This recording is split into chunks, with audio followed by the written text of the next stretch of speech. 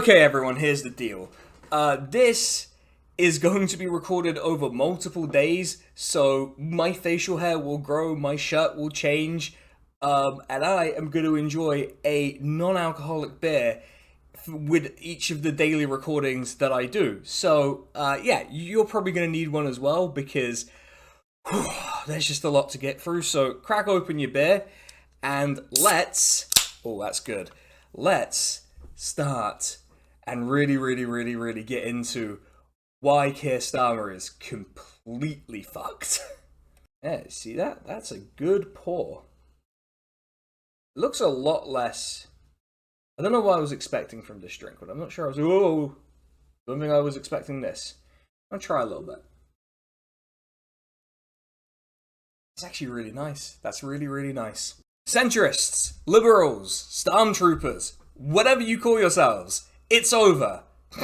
Okay, I can't take myself seriously doing this. We'll get to why I think Keir Starmer is completely finished as a politician, but I wanted to open with that because a lot of you were really smug in the comment section of my last video about Keir Starmer, and I don't begrudge you that. All engagement counts on YouTube, and some of you were pretty funny, especially in hindsight, it turns out. That's partly why I'm returning to the topic of Britain's second least popular Prime Minister of recent times, because it's important for us to reflect upon our views when new information presents itself, and we have to be open to the idea that we're wrong. Sometimes we just look at the information in front of us and we misread it. Equally, we have to be open to the idea that we fucking nailed it. At least mostly. I think you might be able to tell which way I'm leaning in terms of my own analysis of Keir Starmer. Without wanting to be too off-putting and to do a victory lap too early, I want to extend two questions to the people who insisted I was wrong or who chose to just be less constructive in the comments of the last video I did about the Prime Minister, then Leader of the Opposition, Keir Starmer. And my question is this what you wanted? I'm genuinely curious as to how you think he's doing and why you think that. I think if I'm willing to engage in this exercise, which is at least partially self-reflection, and looking to see if I was actually analysing him correctly, then I think it's only fair that I invite you to do so as well. Were you right? Or were you like economist Danny Blanchflower insisting that you didn't vote for what Labour were clearly running on and were secretly hoping Keir Starmer was lying and had a bunch of plans they were keeping from the public? I don't mean to pick on anyone in particular, but it just seems to me that if you'd looked at Starmer's conduct, not even as far back as I decided to go, but simply from the 2019 election up until July 4th, 2024, and you just assumed that his trajectory from pseudo-leftist to God's perfect moderate who offers stability but also change was him becoming more comfortable with who he really was as a politician, you wouldn't have looked as stupid as Danny Blanchflower and a great number of liberal and centrist commentators and outlets. A particular flashpoint where people realised that actually Keir Starmer wasn't what these people actually wanted was the budget and the build-up to it. We'll get into a lot more detail on that, but when The Guardian, a paper that was practically devoted to the cause of Starmer's ascent to Prime Minister, put out editorials saying that they're being too gloomy, then you know that people might be experiencing just a tiny bit, a little tiny bit of buyer's remorse. I'm not saying that the Guardian is there yet, or that everyone is there yet, but if you win a loveless landslide, you kind of need to nail everything, otherwise people will turn on you quickly. There are also former acolytes of Tony Blair despairing about how their anointed successor is getting on, with this fantastic quote that they are a bunch of librarians and academics in charge of a government, which to me implies the opposite of the actual problem, which is that Keir Starmer and the Labour government are actually very unintelligent and unintellectual, or at least affecting that they are. You get the picture though. A lot of people who should support Starmer or supported him in the past aren't especially happy with him. Now, in fairness, it's not everyone. There are some people who still adore Starmer. Britain's worst journalist and biggest sycophant, James O'Brien, seems to still support him, so he's got the former Boris Johnson voters locked in at least. That's good. But this clip of him basically saying, if you don't want Starmer to succeed, you must hate Britain, is just, well, it's something. Just check it out. Just check it out. That was a boring speech by a boring man dealing with the boring business of getting Britain back on its feet. And if you don't like that, you don't like Britain. If you don't want him to succeed, you don't want Britain to succeed. In a sense, I get it. If you very publicly support someone and they turn out to be shit, it's a little bit embarrassing. But it's probably a little more embarrassing to be in a cult of personality for a man who claims he can't really say if he's strictly an optimist or a pessimist. And no, he doesn't know if he's an extrovert or an introvert either. I've never really thought about it. I don't know what that tells you. He doesn't know what he dreamed last night, or ever. I just don't dream. Just hits the pillow at 11 and bang, is out until around 5. He doesn't have a favourite novel or poem, wasn't scared of anything as a child. Nothing, no phobias. Say what you want about other cults of personality, but the figure at the centre of a lot of these cults of personality at least dreamed, usually. All of this is to say that no matter where you sit on this question of whether Keir Starmer and his government are what you wanted, you're almost certainly not alone in that view, because even his partisans have split on the topic of whether he's the biggest tool his dad ever made. I want to give you a sneak peek at the ending of this video and offer you my thoughts as to where this is going. Starmer's prospects of leaving a noticeable legacy are gone. He's completely fucked it in the first 6 months, and now it's impossible for him to recover in a way that will result in us remembering him as anything other than an interregnum made flesh. Now, that's not to say that it's impossible for him to recover and that he can't use his absurdly huge majority to do big things, but honestly, do you think he's going to do that? I'm not saying 6 months in that he should have fixed every single problem the UK has. No government of any political persuasion would have managed to do that. What we should at least have is a sense of what the direction of travel is going to be and what Keir Starmer and his government actually wants to do to get there. I'm saying this honestly. I have no fucking clue what the plan is meant to be. He recently relaunched his failing premiership, which we will talk about in a little bit, and I came out of it more confused than I did before. Apart from the fact that he's internalized the conservative idea that civil servants are why the government is failing, if you think you know Keir Starmer's plan, please share it with us, because he's either unwilling or unable to communicate it to such an extent that, and I realize this makes me a hostage to fortune, I won't make another video about him after this, because he's just a non-entity. So yeah, Starmer supporters, if there are any left watching after that, is this what you wanted? Is this weird pink slab of a man who made starving children his first big principled, stand as a politician, as Prime Minister, and who's just so bad at this, the peak of your political vision? Please, I'm sincerely asking, please share with us what you think. Let's have another sip. Ooh, it's a long recording session. Oh, I hope you didn't hear that. I hope you didn't hear that slurp. Right, let's carry on. This leads me to my second question. Regardless of whether you wanted this program of government, think it's working or not, the public have made up their mind about it. And it's not going well, is it? The truth is, this was predictable to some extent. While Starmer's personal ratings weren't the best, and they seemed to get worse during the election, that deterioration was nothing compared to Labour's polling drop, illustrated here by the graph on Wikipedia, which, we're just going to assume that's reasonably accurate for now. There's no evidence for this, and it's a counterfactual, but Labour's decline and then underperformance suggests to me that Rishi Sunak may actually have been onto something by calling the election early. It's just that he managed to fuck it into the sun even worse than Starmer with that whole D-Day shenanigan.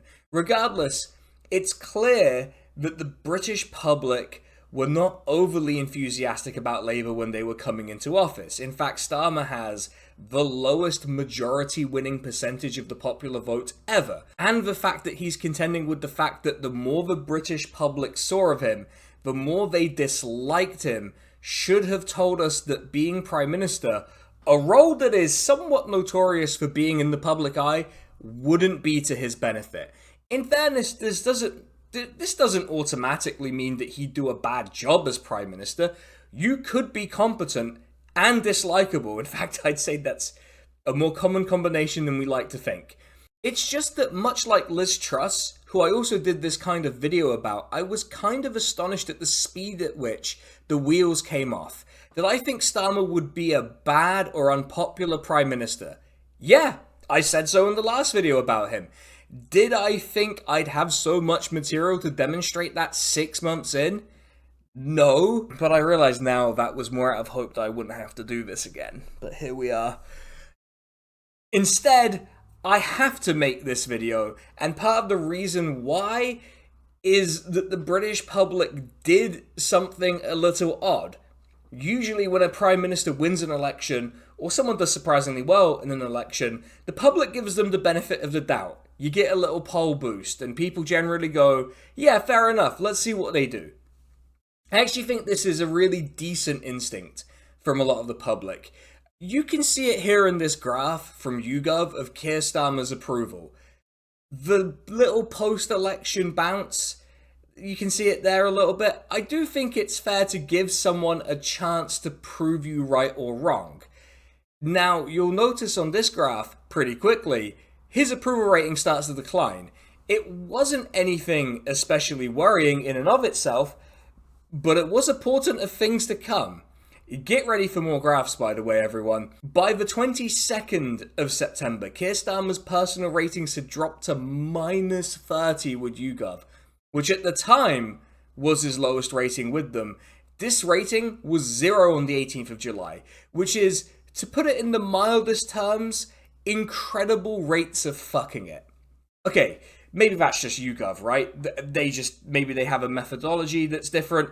Wrong! More Uncommon polling. In 50 days from the 22nd of July, Keir Starmer's good job and bad job rating drops by 32 points to -20, which, to be clear, is an astonishing drop in how the public perceive the job a new government is doing. It's borderline a Liz Truss style collapse in sentiment. Starmer also ended up becoming less popular than his predecessor Rishi Sunak in September, amid just a general collapse in his cabinet's ratings, as demonstrated in this graphic from The Guardian. The thing that surprises me more than anything is that some of these people had positive net approvals in the first place. I'm seriously asking, who had a positive opinion of Wes Streeting before the election? I mean, maybe Wes Streeting, but really they found other people? Though I guess being a part of this government corrected that issue quickly. In fact, I want to quote this fantastic part of another Guardian article from September as well. Apparently September was a big month for people realizing Labour and Starmer were shit, but the quote is, after barely 3 months, the voters found themselves, in the words of Suzanne, a lecturer, quite disappointed. I'm picking up really bad vibes, which may feel shallow, but honestly, it does kind of sum up the issue. If you wanted a less shallow summary with data, then might I recommend the report by More Uncommon titled 100 Days of Labour, which goes into quite a bit of detail over how public perceptions of the Labour government have taken shape over their time in office. I have a link to it in the sources document, but there are only really 2 graphics I want to show you. This first one showing that across all age groups, people are less optimistic that Labour will do a good job in government, which is kind of hard to comprehend when you think about it. But I also want to apologise on behalf of the 25 to 34-year-olds who really need to get a clue about what's going on and how shit Labour are, though judging from my own channel's demographics, I'm probably at least reaching the right people. Hello, say hi if you're between the ages of 25 and 34, like me. The other one I want to show you is this graph of Keir Starmer's approval rating, which is also, frankly, astonishing. Yeah, he gets the little post-election bump that you would expect, but look at how quickly his ratings have collapsed. To put this into context, in case you think it's normal, in October, Keir Starmer had the worst approval of any Prime Minister after 4 months in the job. The only comparable one was Rishi Sunak, his predecessor, who just got 23% at the last election, and Rishi Sunak was more popular than Keir Starmer at this point. To illustrate just how dramatically the British public's mood has shifted, I want to make a little comparison. The 2024 election is characterised correctly, given the seat distribution, as a landslide. Labour got over 400 seats. Arguing against that categorisation, I think, comes across as a little bitter. And while I am bitter, I'm not going to deny that getting more than 400 seats is a big deal. If you take 4 elections that have been consensus described as landslides, 1983, 1997, 2019, and 2024, you'll see that these governments had a pretty decent period of being ahead of their opposition, with one notable exception. You could include 2001 in this, but I didn't because it kind of made it symmetrical, and I like that. You know, you have 2 Labour and 2 Tory landslides, and trust me, it's not going to change what I'm about to say. If you take these landslides and see how long it took for each of these governments to record a poll where they were either tied with or below their opposition, you see something curious. Let's walk through the data, which is from the Wikipedia page. Well, I took it from the Wikipedia page and just sort of worked it out from there. And we're going to assume everything's fine with that, but realistically, how are you going to fuck up storing polling data? I don't know. Thatcher, from her 1983 landslide, enjoyed a lead over Labour for 249 days. Blair, after his 97 win, had the lead for an unbelievable 1,233 days, which is kind of ridiculous and makes where we're going with this even more striking. Boris Johnson, after his 2019 landslide, and we have to bear in mind, there's a tiny bit of an asterisk here, given he enjoyed a pretty big bounce in the polls due to COVID. He lasted 260 days before Starmer caught up to him. Keir Starmer's lead across all polls lasted 98 days. He didn't even make it to triple figures. I didn't check, but this isn't just... I don't think this is just the fastest loss of a poll lead from a landslide. It might be the fastest for an election-winning Prime Minister on record. Keir Starmer had a reputation among people on the left before the election for dishonesty. Now that's partially because he pretty explicitly lied to the left of his party. So, you know, it's an earned reputation. He has a reputation as a liar because he lies. The rest of the public either don't care about the intricacies of internal Labour politics or think the left are pig people who deserve to be lied to. The problem with this, and it's something I and many other people have pointed out, is that you can't trust a thing a proven liar says or promises, because you're essentially making the wager that he's telling you the truth this time, or that he's lying to those other people. It's not really a stable foundation, and while the British public have re-elected, at least once, a person who lied on an industrial scale, it's still not a good sign that 60% of the British public don't think that Keir Starmer can be trusted to tell the truth. Now, a lot of this impression has been fed by the persistent scandals around donations and gifts Labour had to deal with pretty quickly. But I just want to highlight 2 kind of funny, just sort of not entirely serious examples that aren't related to that, because the man is just sort of just unable to control himself. He just loves lying. He's the Crumbopulous Michael of lying. Firstly, this clip of him talking about GB Energy, where, if you're being generous, he might be misspeaking, but it's funny to imagine that he thought he could get away with this. Great British Energy already up and running and making decisions. So we're making the legislation for Great British Energy hasn't been passed yet. The other was Keir Starmer claiming that the Falklands War was personal to him because his uncle was on a ship that was torpedoed during the war, which, no British ship was torpedoed during the Falklands War. They were bombed from the air, and Starmer did rush to correct himself. And I get that when everyone is looking at you all the time, your slip-ups are hyper-focused on, but it just feels like he can't help himself. To answer my own question that I'm asking in this section, it's not going well. You can see that just by the sequence of stories from various outlets pointing out that Keir Starmer basically fumbled this. He fumbled his opportunity, with one giving him 4 weeks to prove his government isn't dysfunctional, which, you know, good luck with that. But I guess he did manage it if he wasn't ousted. And there are now rumours, speaking of him being ousted, of a potential challenge by Wes Streeting for the leadership of the Labour Party, which, can I just say, is possibly the only person they could pick who's a worse communicator and more easy to dislike. So I am strongly encouraging Labour to put Wes Streeting in as leader. Do it and see what happens. In a sense, that's why so much of this video isn't going to be about Keir Starmer, because even if they replaced him with Wes Streeting, or really just pick any old fucking person from that party, the fundamental problems go beyond him. It's just that Keir Starmer is probably the fourth worst person they had in 2019 who could have taken over the party. For the record, the only worst people would have been Wes Streeting, Jess Phillips, and Liz Kendall. Kind of depressing that two of those have actually run for Labour leader in the past, now I think about it. Oh, wow, this is a bleak video. During his conference speech, at least I think it was his conference speech, this is a quote taken from Pippa Crerar. I don't know how to say her name, I'm sorry, the political editor of The Guardian. So he said, according to her, all those shouts and bellows, the bad faith advice from people who still hanker for the politics of noisy performance, the weak and cowardly politics of fantasism, it's water off a duck's back, mere glitter on a shirt cuff. It's never distracted me before, and it won't distract me now. The thing is, you get to say that when you're, you know, doing well, you're doing a good job, when the country doesn't think you're awful and shit at your job. Like I said earlier, by September, he was less popular than Rishi Sunak, the poster child for failure.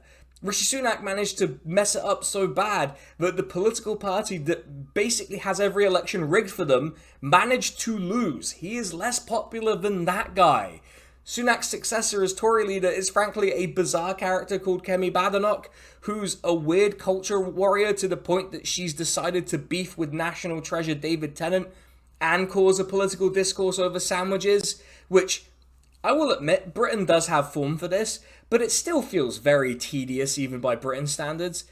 He managed to give this absolute joke of a figure a head start with the first poll with her as leader showing the Tories ahead of Labour. As if it couldn't really get worse, there's now one poll showing Labour in third behind Reform. Is that an outlier? Sure, but you can't ignore the overall trend since the election. The prevailing public opinion is, it's fucked. And you see this with things like a petition demanding another election, getting millions, plural, of signatures.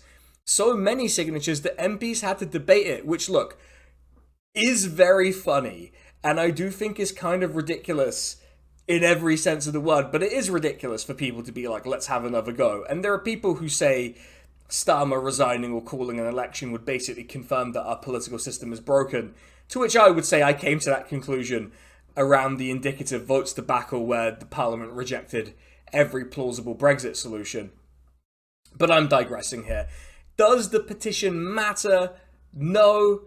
Is it very funny? Yes. That's all there is to it. I'd be mad at myself if I didn't bring it up, so that's why you get that. You know it's going bad for a British politician when they do a relaunch, and Keir Starmer loves a good relaunch. I couldn't track down every single one he did in opposition, mainly because there were so many, and it did feel like there was a time where it felt like just every other week he was on the TV doing another relaunch, explaining that he wanted to have a second, third, fourth, fifth chance at a first impression. And to be fair to him, he did win the election, so who's laughing now? He's already decided, though, as Prime Minister, to have a relaunch, which, unveiled what he called the plan for change, which reminds me of this excellent moment after the Hartlepool by-election that I just need to share with you all in case you've never seen it. But what does change mean in, say, policy terms? It means stopping as a party, quarrelling amongst ourselves, looking internally and facing the country and setting out that bold vision for a better Britain and changing the things that need changing. What is that vision? That is the change that I will bring about. We'll get to the substance of the plan and how it's a component of making things even more confusing, but it's also going to concentrate power into the hands of Starmer's new chief of staff, Morgan McSweeney, a weird hard-right guy who essentially imposed Starmer onto us. So cool, I'm glad that guy's getting more power. The speech was kind of pointless and confusing, a rehashing of a lot of old promises and policies that maybe we'd forgotten about. It also spent a lot of time trying to insist that, yeah, the government can do things and maybe that's not communism, which was kind of a surprising message from a British government, but also he's mad at civil servants. In fact, his main idea that I remember from it, and this perhaps speaks to how poorly it was communicated, was to give civil servants more paperwork. Which, if you think British bureaucracy is suffocating, then maybe give them less work to do. I don't know. They don't pay me the big bucks to make these decisions, but at least I think that kind of makes sense. The relaunch did not go down well, either with the public who still broadly think Starmer is a solid gold twat, but also with his own party. Labour figures from a broad range of factions, from Tony Blair-era veterans, Starmer allies, and lawmakers on the left of the party, said the mood was low. Several Labour MPs and aides told Bloomberg they were surprised by how poorly Starmer and Reeves were performing and questioned whether they even had a plan for power or a way to communicate it. Now, in fairness, the people complaining are a self-selecting group, but this idea there's a communication issue runs through basically every political tendency, and you can even see it in that 100 Days of Labour report from earlier. Popular policies, and yeah, they do actually have some, are not communicated clearly. That alone condemns them as a project, to be honest, because if you can't win, then what can you do? The whole premise of the Starmer project at the early stages was, we're the people who know how to communicate. You know, that old puff piece that ran a while ago about Starmer going on about how he can chair a meeting and he can take minutes. As if those are skills that qualify you to be Prime Minister, but it's just obvious he can't communicate what he wants to do, and in the absence of any actual information or direction, all we have to look at is what they're actually doing, which is not going to reflect well on them. Small spoiler alert, I guess, for the rest of the video. The political editor of the Times decided to make Starmer's various plans and missions and foundations into a diagram to try to explain what the intended direction of the government was. I'll throw it up on the screen and you can take a look at it while I'm talking about it. But to say that this is not immediately clear or simple or really communicable in any way, to be honest, it just, looking at this and trying to explain this would just make you sound like everyone's most hated middle manager. And that should probably raise some alarms. Basically, the messages we're getting from the government and the public's response to them makes it seem like they're a dying animal. Even if you think the government is doing good things or is just struggling under extenuating circumstances, the public doesn't, and I have bad news about who decides what happens to a government in the end in this country. Hi everyone, SK from the future here. It's my pleasure to tell you about this video's sponsor, me. This year on the channel has been the best I've had by far, and I'm hoping to build on it in 2025, and as a token of my appreciation for all of you and for those of you who have maybe been on the fence about supporting the channel, the top 2 tiers on my Patreon are available at 50% off until 1 past midnight on New Year's Day with the code 2Keith2Furious. That's the number 2, Kieth, the number 2, Furious, you know how to spell it, it'll be on the screen. If you join those 2 tiers, you get early access to every video, you get to vote on the video topics, you get access to the super secret part of the Discord, and sneak peeks at the scripts and the process behind making these videos. This will give you a chance to get those perks at a discount, and if at the end of the month you decide you don't want to carry on, then no hard feelings, you know? There's so many talented creators and artists out there, I get it. But if you do fancy it, then it'd be a big boost to me and to the channel. And if you don't, or you're not in a position to right now, then liking, commenting, subscribing, and sharing the videos, joining the Discord, all of these things are free, and they really do help me know where to take the channel. And I appreciate it just as much. Maybe even more, actually. Thanks everyone for the amazing 2024 that I've had. And with that, I'll hand it back to SK from the past. Or are they in the present for you? God, I hate time travel. Just go back to them. One of the biggest arguments you'd run into during the election was that we needed to get the Tories out.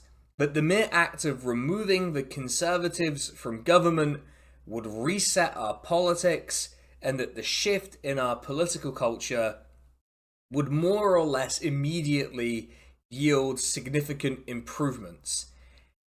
To some extent, I kind of get this. The Tories were clearly unfit to govern, and had been that way for a long time. I would have argued they were never fit for office, but a critical mass of the British public came to this conclusion at different times, and we know the rest of that story. If you had said, we need to get the Tories out despite Labour being shit because the vibes alone would improve things, to me in 2015 I may have looked at Ed Miliband and been persuadable. I didn't vote Labour in 2015, so clearly I wasn't the low-hanging fruit collected by this, but I could at least have seen the legitimacy behind the idea. Part of that is because I just didn't pay as close attention to things when I was 21 and panicking about my exams at uni. In 2024, it may not shock you to know that I was less convinced by this argument than I was in 2015. The basic requirement for getting the Tories out should be not having Tories in your government or appointed to lead major areas or, in important positions. We don't want Tories in important positions. Fair play to Keir Starmer. He cleared the absolutely subterranean bar of not appointing a Tory to his cabinet. Even if we might say that the bench for Labour is a little thin, he resisted the temptation. I genuinely believe he would do it if he thought he could get away with it. One thing Labour promised in 2024 was that a review into sentencing would be carried out because, according to Labour, it's all out of date. I had no illusions that Keir Starmer, a man famous for bringing in night courts to send people to prison for stealing bottles of water, was going to produce a more lenient sentencing structure, especially if he picked a Labour figure to lead the review, since the party has a pretty deep and nasty authoritarian streak that we'll probably talk about in a little bit, actually. Did Keir Starmer pick a Labour figure to oversee this wide-ranging review into sentencing?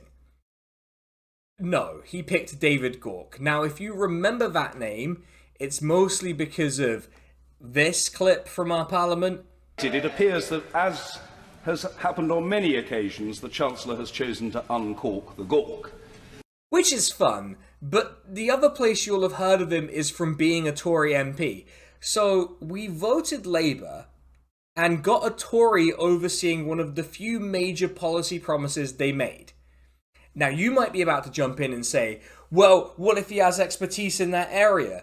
And he's not a proper Tory, he voted against Brexit, and that makes him a good Tory. To which I'd say, you didn't say get the bad Tories out. You said get the Tories out.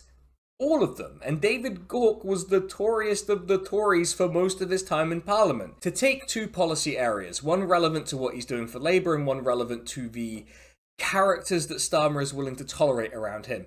David Gauke consistently supported the exact austerity politics that Keir Starmer connects with the Tories' general mismanagement that led to the main issue facing the UK.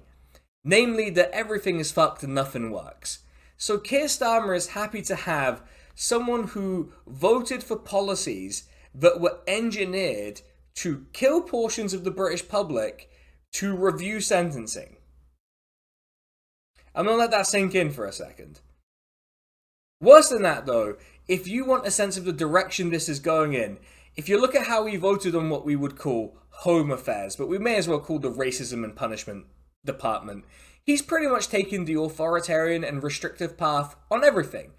More mass surveillance, harder borders, making it easier to revoke someone's British citizenship, which is an issue that threatens every potential dual national in the country. You might say, SK, come on, that's just one area, and it's just one Tory. What matters is what they're actually doing. Which, fair enough. Let's talk about what they're actually doing, and whether we think we've got the Tories out. Let's talk about our local councils. Ooh, exciting. Generally speaking, if you live in Britain, the council area you live in has had its funding reduced, which is bad news because, as your council tax bill probably tells you, your local council is responsible for a lot of things, like the bins being collected, or social care, which, both are important in different ways. The extent to which your local council has been cut varies. If you live where I grew up, your local council services have probably not been touched that much. The Wokingham council area is a land before austerity. It's also a land that up until 2024 reliably voted Conservative. Who's to say whether that affected whether they got cut or not? If you live where I do now, though, which is Nottingham, a council that's notoriously going bankrupt and being forced to implement bruising cuts, the city has lost around £100 million a year because of the cuts to central government grants. Part of the reason Wokingham is fine while Nottingham is collapsing is the central government grant was cut in a politically motivated way, or at least it has the appearance of that.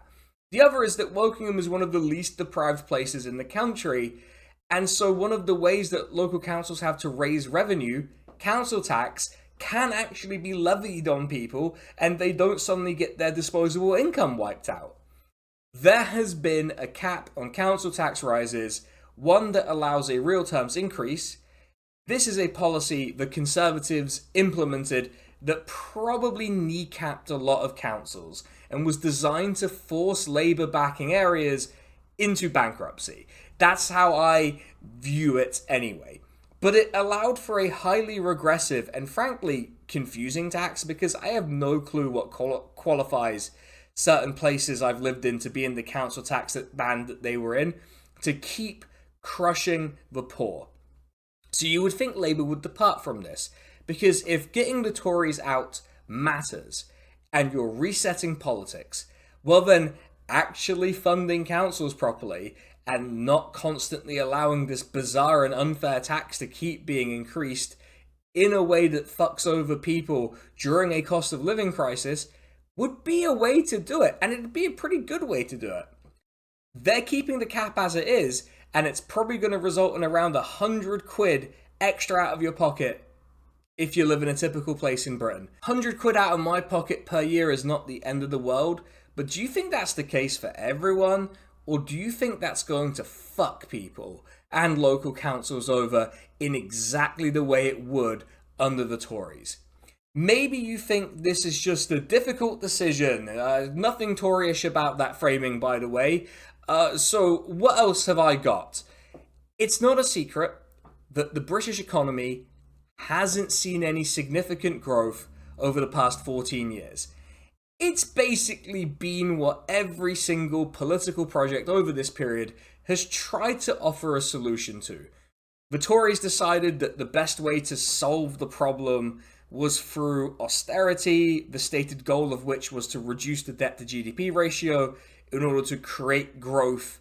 In reality, we had barely any growth, a transfer of wealth from the poorest to the richest, and nothing works anymore. So, mission accomplished, I guess, if you're a Conservative. They also proposed, and this formed part of the Leave campaign's pitch in the 2016 referendum, that British business and the British economy was just unable to produce the growth that was expected because of excessive regulations. All 5, and yes, there were 5, of the Conservative Prime Ministers we've had since 2010 have mentioned red tape or regulations as something to be cut through for the sake of growth.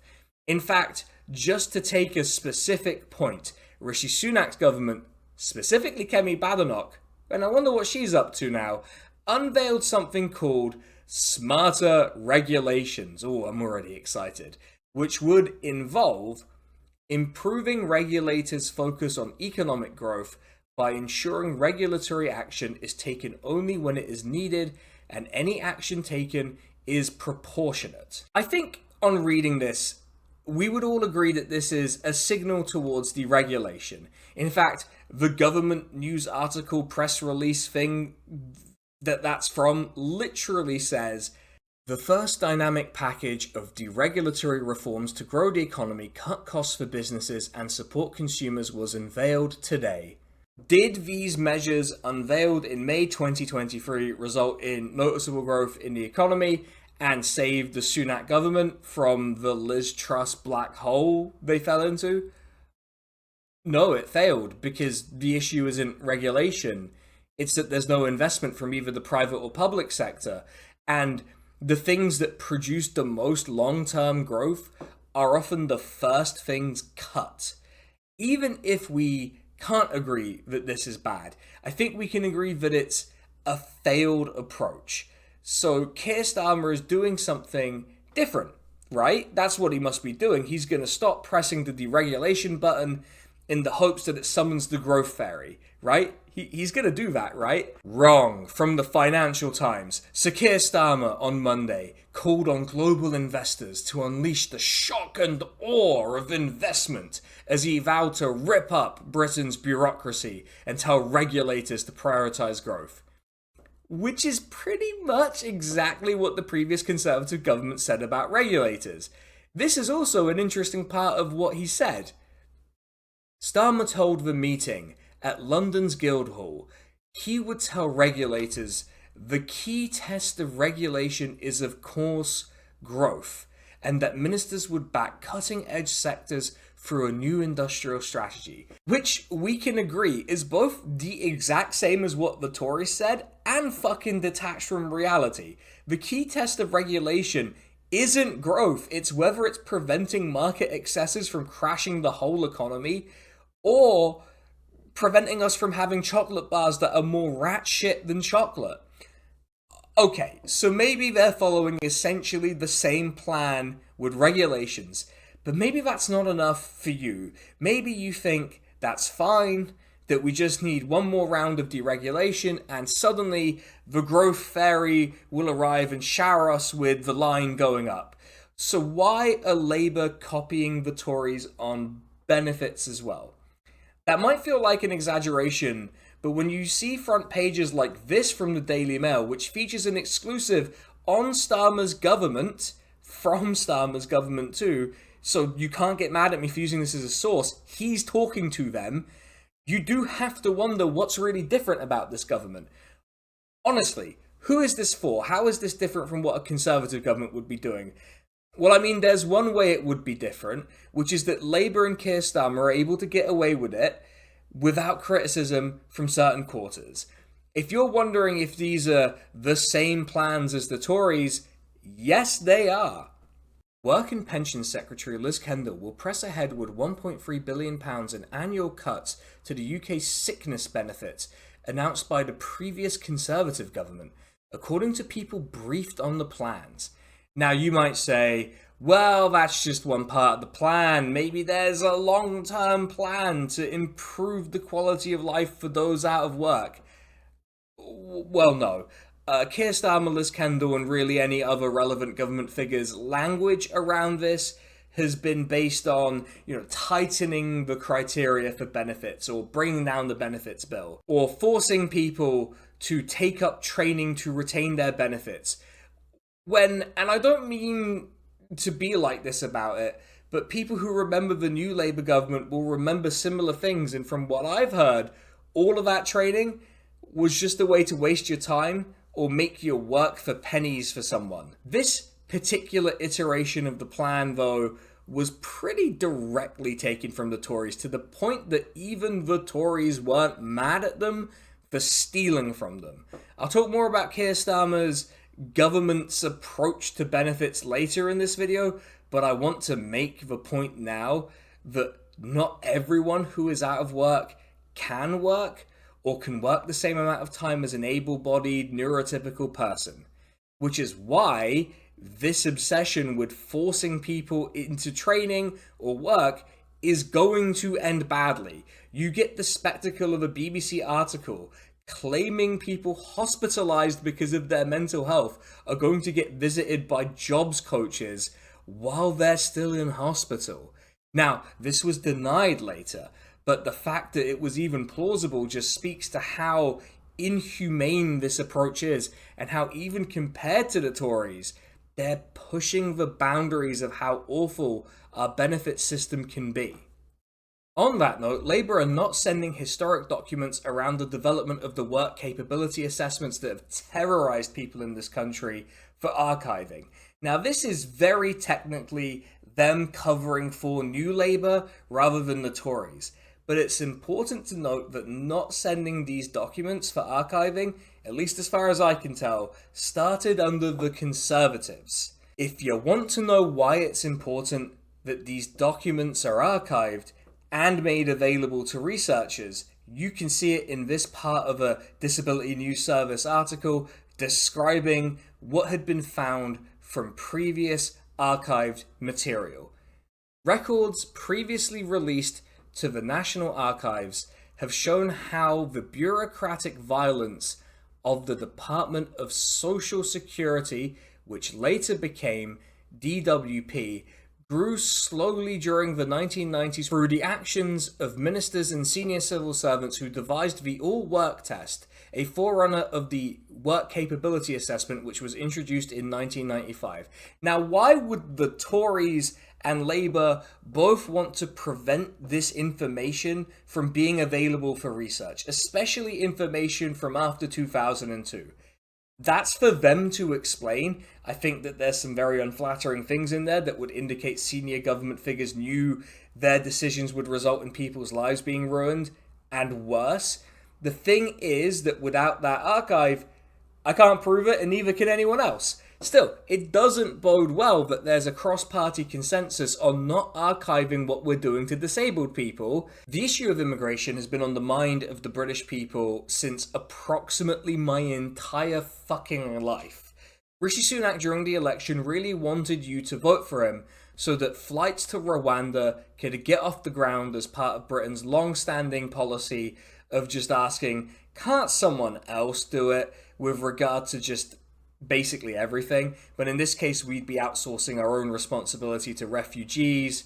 Credit where it's due to Keir Starmer, he cancelled the Rwanda plan. In the last video, I pointed out that his and Labour's objections were less about our obligations to people or a moral argument against it, but just that it was a waste of money. Now, it was a waste of money, don't misunderstand me, but the thing is, if your objection isn't that something in principle is wrong, but that it costs a lot, then you just go looking for cheaper ways to do it.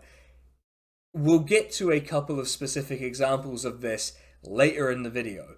But for now, let's go across the world to the Chagos Islands, which will be ceded to Mauritius, I think, will be. The UK's made a deal with them about that, but they've also made a deal with one of their overseas territories, and I will reveal it in the quote because you can probably tell I'm a little excited to share this with you, to deport anyone who arrives by small boat to the Chagos Islands to this overseas territory. Now, this is pretty directly the Rwanda plan on a smaller scale, and according to this overseas territory's government, no new migrants have arrived on the British Indian Ocean territory since 2022. However, under this contingency arrangement, the UK will transfer future migrants who arrive on the British Indian Ocean territory to St. Helena, where the St. Helena government will assume responsibility for the migrants' welfare. Even if the number is zero, the idea is the same as the Rwanda plan, which speaks to how shallow the disagreement was with the principles behind it, and opens the doors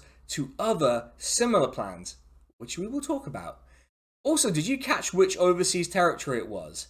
St. Helena. As in that St. Helena where we sent Napoleon after the Napoleonic Wars. I think it was the 100 days after that we sent him off there. We're now going Napoleonic on the small boats. I guess the British Navy is all that is standing in the way of Napoleon. One last one, then I think I can summarise my point. The last Conservative government tried to pass a series of laws, basically under every Prime Minister they had, to restrict peaceful protests, which of course raises the question, if peaceful protest is forbidden, what should we do instead? But that's for another much more controversial video. But now we're going to keep it really uncontroversial. The Sunak government passed an anti-protest law that was found to be unlawful by the courts, and it was just quashed. It was got rid of. And the government, well, Sunak's government, tried to appeal this because, of course they did. When we got a new government, you might have thought, well, I bet the Labour Party would drop this and just have the already repressive laws we had before and satisfy themselves with that. You know by now, you know how this is going to go. They're back in court trying to appeal it, and you have to ask, what Labour want with these anti-protest laws, considering how unpopular they already are? Or, given how unpopular they are, who will get their hands on these powers if they're found to be lawful on appeal? We'll talk more about this authoritarian streak and where it might come from, but for now, understand, this is what the Tories would have done if they were in government. Which, you know, I thought we got the Tories out. What's going on? Why are there so many areas where they just do the same things as the Tories? My point in all of this is to ask, can we please stop patting ourselves on the backs about how we got the Tories out, or how we need to keep them out, or how the Tories are worse? This is a Labour government. It's supposed to be better than the Tories, and yet there's so much continuity that you have to wonder, did we get the Tories out? I get it. The Tories deserved what they got at the 2024 election. They got 23% of the vote and the fewest seats they've ever got. But did we replace them with something substantially better? I've not even got into the ways they've conducted themselves on their own policy. These are just the things that they've kept from the previous government. It's not even all the things they've kept. But you would think that Labour, any Labour party led from any of its factions, would look at a political project that just got 23% of the vote and would try to at least move away from them. We need to stop thinking about this as a team game, like a sport. We need to start thinking about results. What is actually changing or staying the same? And whether we think that's good or bad. There's no point getting the Tories out if Keir Starmer is going to uncork the gawk and keep cutting benefits. You know who else did those two things? The fucking Tories! Hey, do you remember New Labour? Most of my childhood was spent under the New Labour governments of Tony Blair and Gordon Brown. Oh, I can feel the grave calling for me as I say this. There are people in the audience who will not remember very much about the New Labour government because you're too young. I'm just going to move past it. This has led to this contingent of younger people who don't really remember a lot of things about New Labour that we will talk about in a bit, like the authoritarianism or the racism or the benefits hawkism that we spoke about earlier with the Tories, where we have to cut benefits constantly. What they know about it is that they were the government when things kind of worked, then the Tories came in and then everything stopped working. I'm not gonna tell you, just to take an example, that the NHS waiting times were longer under New Labour, because that would be a weird thing to say, because it's not true. But I will say that if you don't remember much about it, then I can see why you'd look at the last time things worked and would say, hey, maybe that's not so bad. As a political project and as a viable way of doing politics, New Labour's centrist economics and vague and flaky commitment to some limited socially liberal politics and extremely suffocating right-wing populism, particularly on crime and on benefits, pretty much lost its relevance with the financial crash in 2008. all of that working was predicated on predictable, consistent, and relatively high growth, which we do not have anymore. Again, this is the problem every political project since 2010 has been trying to solve. Consider this. Before the last election, Labour were out of government for 14 years. To some extent, in those circumstances, I can understand reaching out to those who've been there and done that, even if it was a long time ago. Outdated institutional knowledge is still knowledge that can have value, but before the election, Starmer had noted associates of Jeffrey Epstein, Peter Mandelson, in his inner circle. Oh boy, I'm going to get in trouble for showing that picture, aren't I? To be fair, it's not all bad. Peter Mandelson also gave me one of my favourite moments of the last election, where he said he was sure that Praful Nagund was going to win in Islington North. I guess all I can say to that is, unlucky, mate. Still, the rumour was that he was going to become the UK's ambassador to America, so at least if that comes off, we'll be getting rid of him and just getting him out of here. So I guess it's kind of a plus if Keir Starmer sticks the landing on that. The important thing to take away is that New Labour is an outdated political project, and its architects and participants probably don't have a lot to offer a political movement of the 2020s. That hasn't stopped Keir Starmer dusting off the old address book and getting on his landline phone and, bringing back some absolute specimens from that era. One particular person of note is that Keir Starmer has managed to summon Jackie Smith from whatever crypt they kept her in, and has made her the Minister of State for Skills, which is an impressive thing given that she is a distinctly unskilled person. For those who are unaware, like if you're 25 or something, she was the Home Secretary for a couple of years, where she mostly did more authoritarianism. She also lost her seat in the 2010 election, so once again, we can't even be rid of these people when we vote them out, because they just get put in the Lords and then imposed on us anyway. She made it possible for people accused of terrorism. You will note an accusation that you can make to anyone with barely any substance to be detained without charge for 42 days. She also tried to create a database of everyone's DNA. Not criminals, which would still be wrong, just everyone's DNA. It was struck down by the European Court of Human Rights, and the DNA samples she'd already collected had to be destroyed.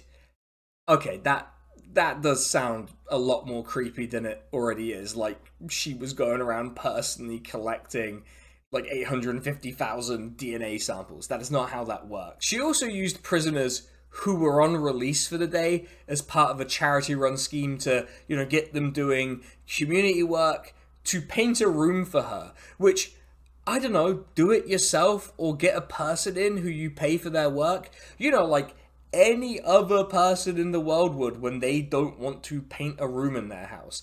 I couldn't find whether these prisoners were paid for their work as part of the scheme, so I won't jump straight to Keir Starmer has appointed a person who's used slave labor to paint a room in their house, but it's pretty fucking close. Her excuse is spectacular though. Ms. Smith said the prisoners didn't have anything else on, and she made a donation to the charity for their time. Oh yeah, they didn't have anything else on, so it's probably fine. Who's to say? Fuck's sake, I'm already going mad doing this video. Oh my god. Another New Labour ghoul who's been summoned from the political graveyard is Alan Milburn, who, if you remember him, you'll know him as the guy who was in charge of the NHS under Blair. In fact, I think he was his longest serving minister. Now, to be fair, the NHS did hit a lot of targets under him. But on the other hand, he was the architect of the expansion of the use of PFI, a decision he still stands by. All of these things were deeply controversial. Introducing something like PFI was pretty easy because we had a cash freeze in 1997, which lasted until 1999. I remember doing a press conference announcing the first wave of PFI, saying it's PFI or bust, and it was. The only mechanism that we had was to use private sector money in order to build NHS hospitals. It was born of necessity. So for him to be given a lead role by Wes Streeting, who constantly bleats on about how the NHS won't get new funding without reform, which is kind of an awful choice of words when you realise reform are pretty close to overtaking Labour in the polls in some of them, which also, spoiler alert for those unfamiliar, is always code for more private involvement, usually in the form of PFI, which I would say is suboptimal, because every time I bring them up, I use a different news story to highlight some ridiculous expense related to them. So here's another one. Oh, I'm so excited. In 2022, it was reported that some hospitals were spending more on servicing their PFI contracts than on the drugs they use to treat people.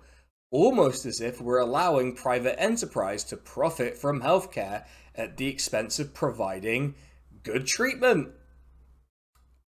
God, I could, like, wow, shocking. Regardless of the fact that Labour have decided to roll back the years and have managed to pick out two complete liabilities, while they were also working with Peter Mandelson, who was forced more than once to resign from cabinet when he was a politician, for non-Epstein related reasons, just to be clear. I want to be clear, it was not because of his relationship with Jeffrey Epstein. It just speaks to how little this political project has to offer in the 2020s context. To the extent that these people had a mandate to govern or a connection to the political moment, it passed with the financial crisis at the latest, and more probably with the Iraq War.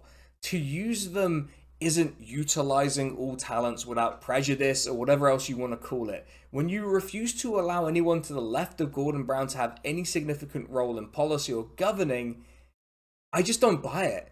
One of the hallmarks of New Labour was this tendency towards moral panic. Part of that was the period of time they emerged as a political tendency. One particular moral panic that I want to remind us of is the ninja moral panic, which we had in the 80s and 90s, which resulted in this bizarre anti-Teenage Mutant Ninja Turtles sentiment that, well, yeah, let's just leave it there, because I really can't get into it. But do bear it in mind as I tell you that the Home Office has decided to ban ninja swords. I'm going to show you the official clip they put out from the Home Office Twitter account, and just note the music, which I can only describe as street samurai music from Shadowrun.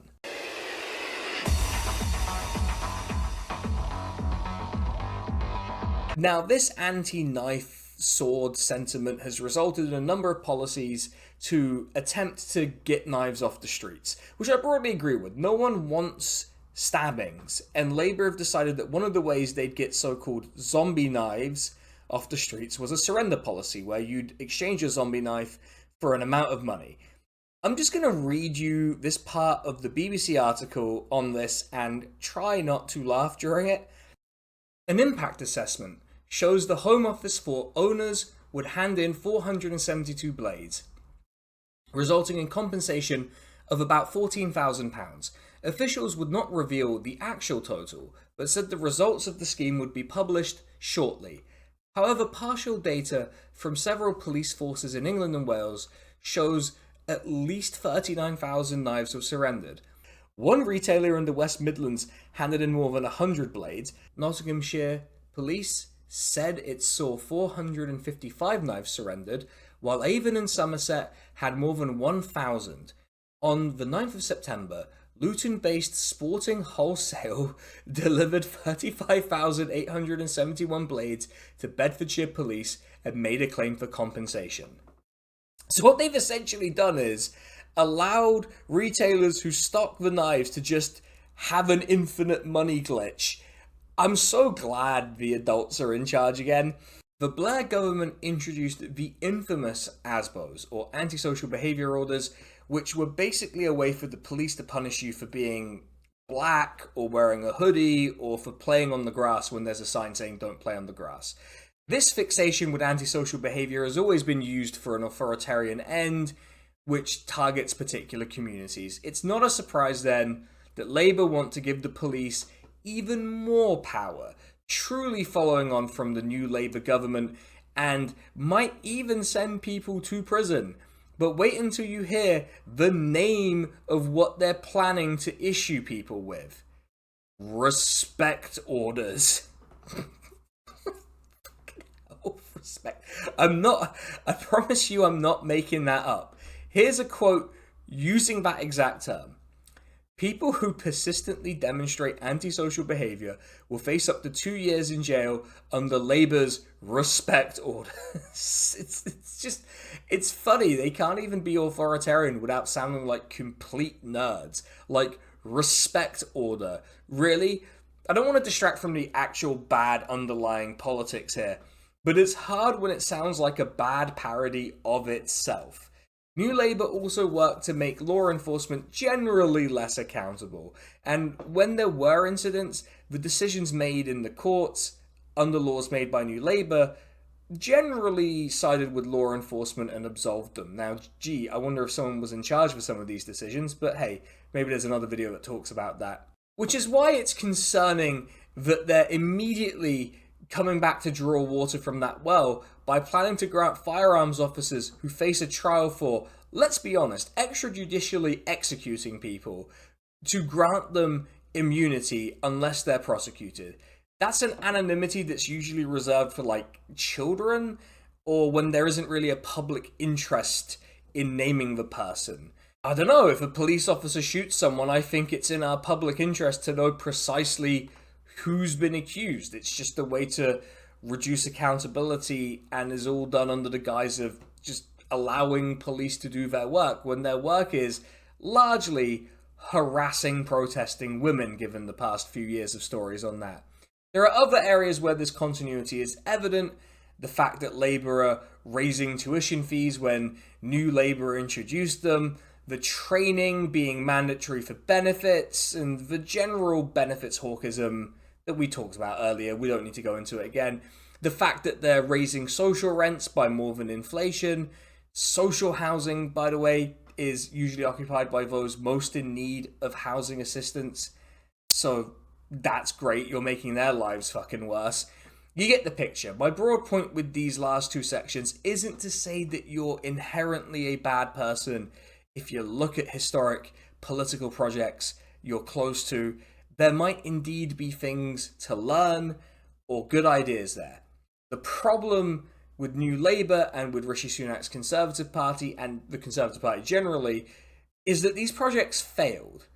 Keir Starmer is looking at a Labour political project that returned Labour's actual worst result since 1935, and a Conservative one that just this year polled 23% among the British public at an election, and is saying what could go wrong while copying their homework. If you want to know what could go wrong, it's Keir Starmer. He's the result of these political projects, and he's continuing to impose them on us. Whew, and with that, we're through with day one. Cheers, everyone.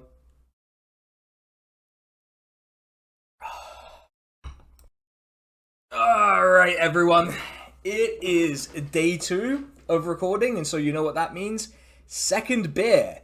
So let's, if you are drinking along with me, you are allowed your second beer now. I probably should have told you all that there were going to be 4 beers, but hey, you know, we all live and learn, so pour yourself out another beer. Mine is non-alcoholic, but yours doesn't have to be. And let's just carry on with this. See what happens. Very pale beer. Wow.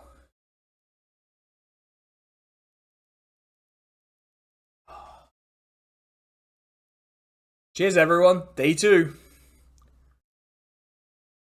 It's not bad. I maintain it's not bad. Keir Starmer and his government have had what we might call a complicated time.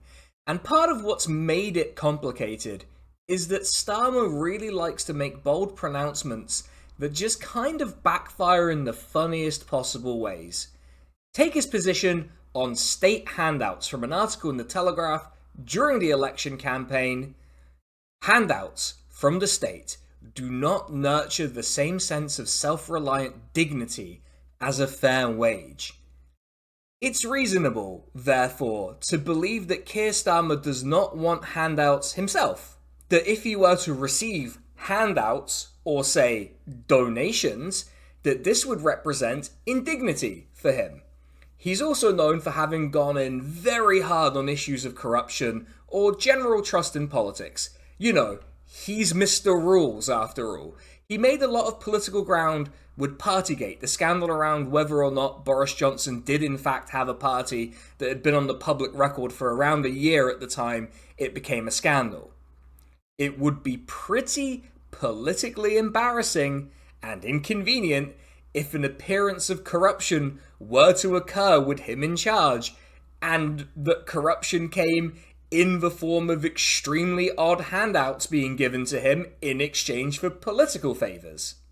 Enter Lord Ali, a Labour peer and major party donor who was given a Downing Street pass. Now, this may not be unusual if, say, Lord Ali had a formal role in government and therefore needed that access to effectively execute in that role. He didn't, which raised some suspicion as to why he was given the pass. Someone might think that his cash allowed him access. Wonder if this has happened before in Britain. What unfolded was truly one of the oddest scandals I can remember, not because a politician was taking donations, as Labour's outriders love to point out. They do that all the time, and there are rules about it. It was odd because of the things that Keir Starmer was getting from Lord Ali. To say that Keir Starmer is not the most well-dressed man is the polite way to put it. So if anyone could use a little help with his wardrobe, it's probably him. Somehow, though, Lord Ali provided £16,000 worth of clothes, which Keir Starmer declared as money that was donated for private office expenses, which I feel like raises a lot of questions about what an office expense is, but anyway. It also raises a couple of questions that actually matter, which is if Keir Starmer is receiving designer glasses, expensive suits, presumably Lord Ali can afford to give him the best stuff. So why is he so poorly dressed so much of the time? I mean, I can't talk, my whole thing is band shirts and jeans, but I'm also not the Prime Minister, and people aren't excusing my clothing choices by saying that the only alternative is that I walk around in rags, although I did kind of do that in one video. The other part of this is you have to wonder what the arrangement actually is between Lord Ali and Keir Starmer, because there was a point where a news story about him buying Keir Starmer clothes would appear almost every day. Is the Prime Minister a major party donor's dress-up doll? Is it a kink thing? Like, I'm not shaming anyone, I just feel like we need to know. To be a tiny bit more serious, I think we need to understand who Lord Ali is. He's a peer who was elevated to the House of Lords by Tony Blair and made his money in TV, particularly reality TV, fashion and banking. He was also the first openly gay member of the House of Lords and was Tony Blair's go-to guy when he wanted to know about what young people were thinking, which sounds like the worst job in the world. He's also the Labour Party's biggest individual donor, giving over £700,000 to the party, which, you know, the guy talks a lot about just taking a salary because he doesn't want to think about, like, how much money he has and where it's going and what it's doing. But I have a small hunch as to one place where a lot of it seems to be going. His reaction to this scandal has been really funny because it kind of exposes how this is supposed to work and that the press aren't playing by the usual rules. When he was asked about the donations, he requested that the journalist not ask him about it because, and I promise you, this is a quote, "This isn't nice." I'd argue it's less nice to be on the receiving end of a government intent on making your life worse, while they gobble up all of the freebies they can, like they're staying in a hotel that's much nicer than they're used to. Still, I can see how this wouldn't make him feel good, so yeah, maybe he's right, maybe it isn't nice. Maybe we should be kinder to the multi-million-pound donors. In terms of his politics, yes, he was a Blair appointee to the Lords. He was also one of the figures who were loudly opposed to Brexit and to Jeremy Corbyn, signing a letter which was made into a full-page advert in newspapers, essentially accusing him of deliberately encouraging anti-Semitism as leader. Accusations that kind of wilt in the face of the actual documentary evidence revealed after the 2019 election, but that's not the point here, and honestly, we don't need to relitigate that. Let's just power through it. The point is that Lord Ali is strongly aligned with the right of the party, and so his interest in providing gifts to Keir Starmer isn't just because he's a nice guy who's mates with Britain's biggest tool. I'll give him this. I doubt his money actually changed Starmer's mind on any policy, but the extent to which he gave him gifts created a problem for him when combined with just how much Starmer kept his snout in the trough. Before we dig a little into just how much Starmer has been doing that, I want to highlight what the two main issues are here, and they aren't issues of appearing to break the rules. I want to get out ahead of that because Starmer loves to style himself as Mr. Rules, and his defense has, as we'll see, depended on people saying that he's followed the rules, right? There are rules for declarations, and he declared things when he was meant to. Yeah, no one cares. It's not the problem. The issues are twofold, and they're the appearance of corruption and the appearance of hypocrisy. Now, of these two, the appearance of hypocrisy is much more of an issue, in part because Starmer pitched himself as a normalizing political force compared to the Tories, who were obviously corrupt. It's also just tough for the public to take this amount of money being given to politicians when Labour spent a lot of this time when this scandal was unfolding saying things would get worse for us before they got better.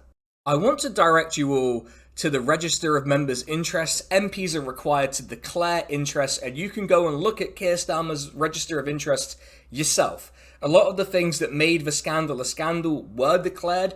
Actually, it looks like they were declared before the election in some cases, which to me raises some questions as to how it became a scandal and when it became a scandal, but I kind of talk about that in another video, so, just a subtle hint. This information is public. I encourage you to look through it. It'll be in the sources document, and please do look at other MPs and your local MP if you live in Britain, and see if it raises any questions you want to ask your MP. With that general sort of civic duty bit out of the way, let's get back to Keir Starmer. One of the oddest episodes of this scandal was Keir Starmer being given a flat to use by Lord Ali, which he then claimed was for his son to use during the election for his GCSE revision. The quote from Keir Starmer, just to confirm that this is what he said: "My boy, 16, was in the middle of his GCSEs. I made him a promise that he would be able to get to his school, do his exams without being disturbed." Now that has face validity, right? I get it. You want your kid to study for his exams. Every parent, right? But it is kind of odd when, and I don't mean to be horrible about it, his son could have just gone to the library. Also, I'm not 100% sure about this, but the dates that the flat was given to Starmer for his use don't really quite line up with when a lot of GCSE exams were happening. Now, it could be that his son's exams were all backloaded, so he just had all of the ones that were in that part of the exam season. But it's still a little bit weird to blame your son for taking a donation that's now making you look bad. It is, as they say, not it. Fuck my life. Oh god, sometimes I hate myself doing these. The other major donation-related issue was Labour MPs and Keir Starmer just seemed to be getting tickets to every major event going, including Taylor Swift tickets, which I just don't want to imagine a bunch of briefcase-wielding geeks going to see Taylor Swift. Like, look, I'm not a Taylor Swift fan, a Swiftie, as I believe they're called, but it does feel a little disrespectful that they got these tickets. So, we're getting off track. Let me just recalibrate there. Keir Starmer has managed to rack up so many gifts it dwarfs practically every other recent party leader. With this particularly enjoyable quote from a Guardian article about it: "The Prime Minister has accepted almost 40 sets of free tickets during his time as Labour leader, mostly to football matches, but also £4,000 of hospitality at a Taylor Swift concert and £698 of Coldplay tickets in Manchester." Which, my goodness, Coldplay, really? Like, at least have some taste, man. The question evolved naturally from how many tickets to who's providing the tickets, and it turns out it was the Premier League, which is the top division of English football. in the case of the Taylor Swift tickets, and football clubs for all of his time spent in the boxes watching his beloved Arsenal. These clubs in the Premier League are about to be subject to a new regulator. Wonder why they're giving Labour and Keir Starmer so many tickets. Well, I have an idea as to why, based on this quote. A large chunk of his free tickets have come from Premier League football clubs, many of whom are lobbying against the introduction of a football regulator first suggested under a fan-led review by Tracy Crouch. Interesting! That's all I have to say about that. How interesting. We'll get to how he justifies all those free tickets in a second. But before we get there, I just want to think about how Labour reacted to this scrutiny. Badly. The answer is badly. They didn't understand the problem, and they sounded really smug about how they didn't understand it. Initially, Starmer insisted that he was going to continue accepting gifts, which felt spectacularly tone deaf, and then you read what he actually said, which was that there was a massive difference between declarations and corruption, which it feels like a distinction without a difference, to be honest. Which shows that he at least had the sense to understand that people thought this looked dodgy, but then essentially insisted that actually, nah, it's fine, don't worry about it. And you wonder why people think there's a communication issue with the government, right? This was the line from the top. Let's see what the party line was described as by Paul Brand of ITV. Voters don't care about this stuff and are only concerned about government delivery, which would work as an argument if the government intended to deliver anything, or it wasn't really obvious that the public did care about it. Let's cut to some highlights of MPs defending Keir Starmer, just to sort of give you a break from my face. Well, I would say there are a number of ways supporters support any political party, particularly an opposition political party, and sometimes that's support for campaign literature, sometimes it's support for staffing costs, sometimes it's of more of a personal nature, but I have no objection to that, and we have very clear rules and transparency in place in this area, so I have no objection to how the system works. Look, all MPs take gifts and donations in kind. That's the system that we have in the UK. The important thing is that we're really transparent about the way in which that happens so that people can judge for themselves, make their own decisions about whether those gifts are appropriate. He's then gone back to the Parliamentary Commissioner to clarify whether a further declaration should be made, and that is now happening. So this is not a transparency issue. It's actually the Prime Minister seeking to comply with the rules, which is, and we all do that, we all do this, full transparency. I got a donation, and this is what I used it for. Look, none of these are serious arguments that actually defend Starmer. They just make all politicians look corrupt, which, you know, they might be based on those performances. I'll remind you of the Register of Interests.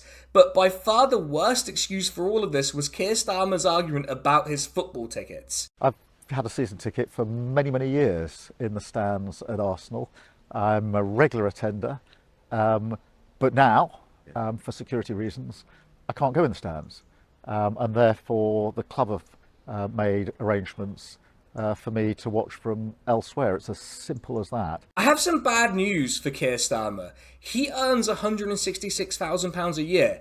You can afford your own football tickets. Yes, even box ones. You might have to go a bit less often, but some of us can't afford tickets at all. I have no sympathy for this shit, especially when, as we'll see, the government isn't planning to give anything to anyone else.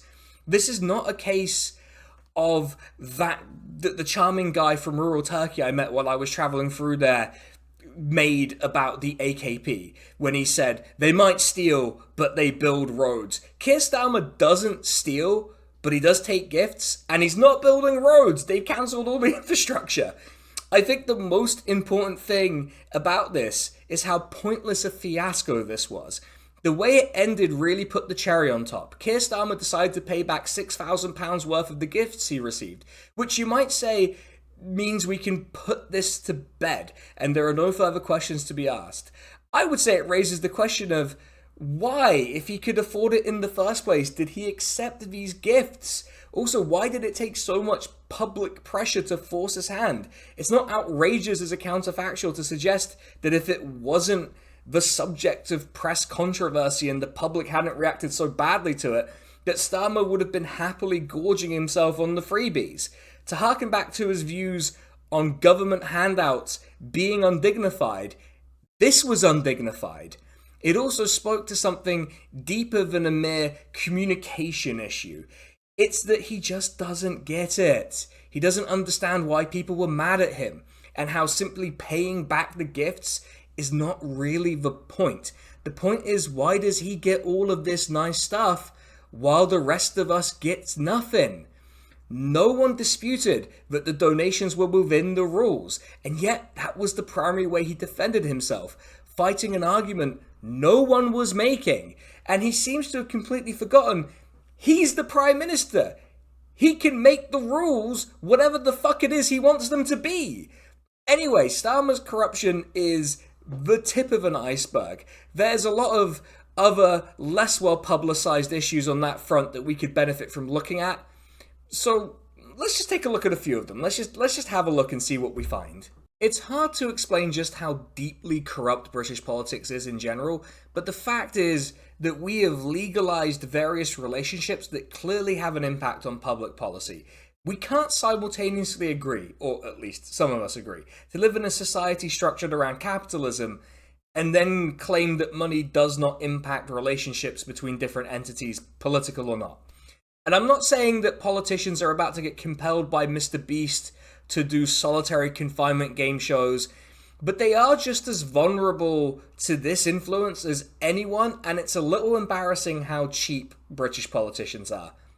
Labour appointed a woman called Rachel Kite to be the government's climate envoy, which may seem essentially fine, right? The climate's a big issue, Sunak scrapped the role, which is an abysmal idea, so Labour got this former climate chief for the World Bank in to fill the role. I would personally look to other places, but hey, credit where it's due. They don't actually deserve any. Why do I say that? According to journalist Michael Crick, who I actually almost met during the 2019 election, which would have been very funny.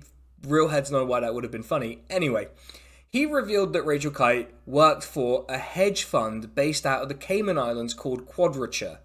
She was on their climate advisory board. Now, why is this a big deal? For one, I don't trust someone who was advising a hedge fund on climate to actually do anything good. But it also turns out that Quadrature donated £4 million to Labour at the start of the election. Now, there's no way to prove that they wouldn't have appointed her if this wasn't the case. And I'm not suggesting anything beyond linking this back to what we were just talking about, which was the appearance of corruption. The climate-related appearance of corruption doesn't stop there.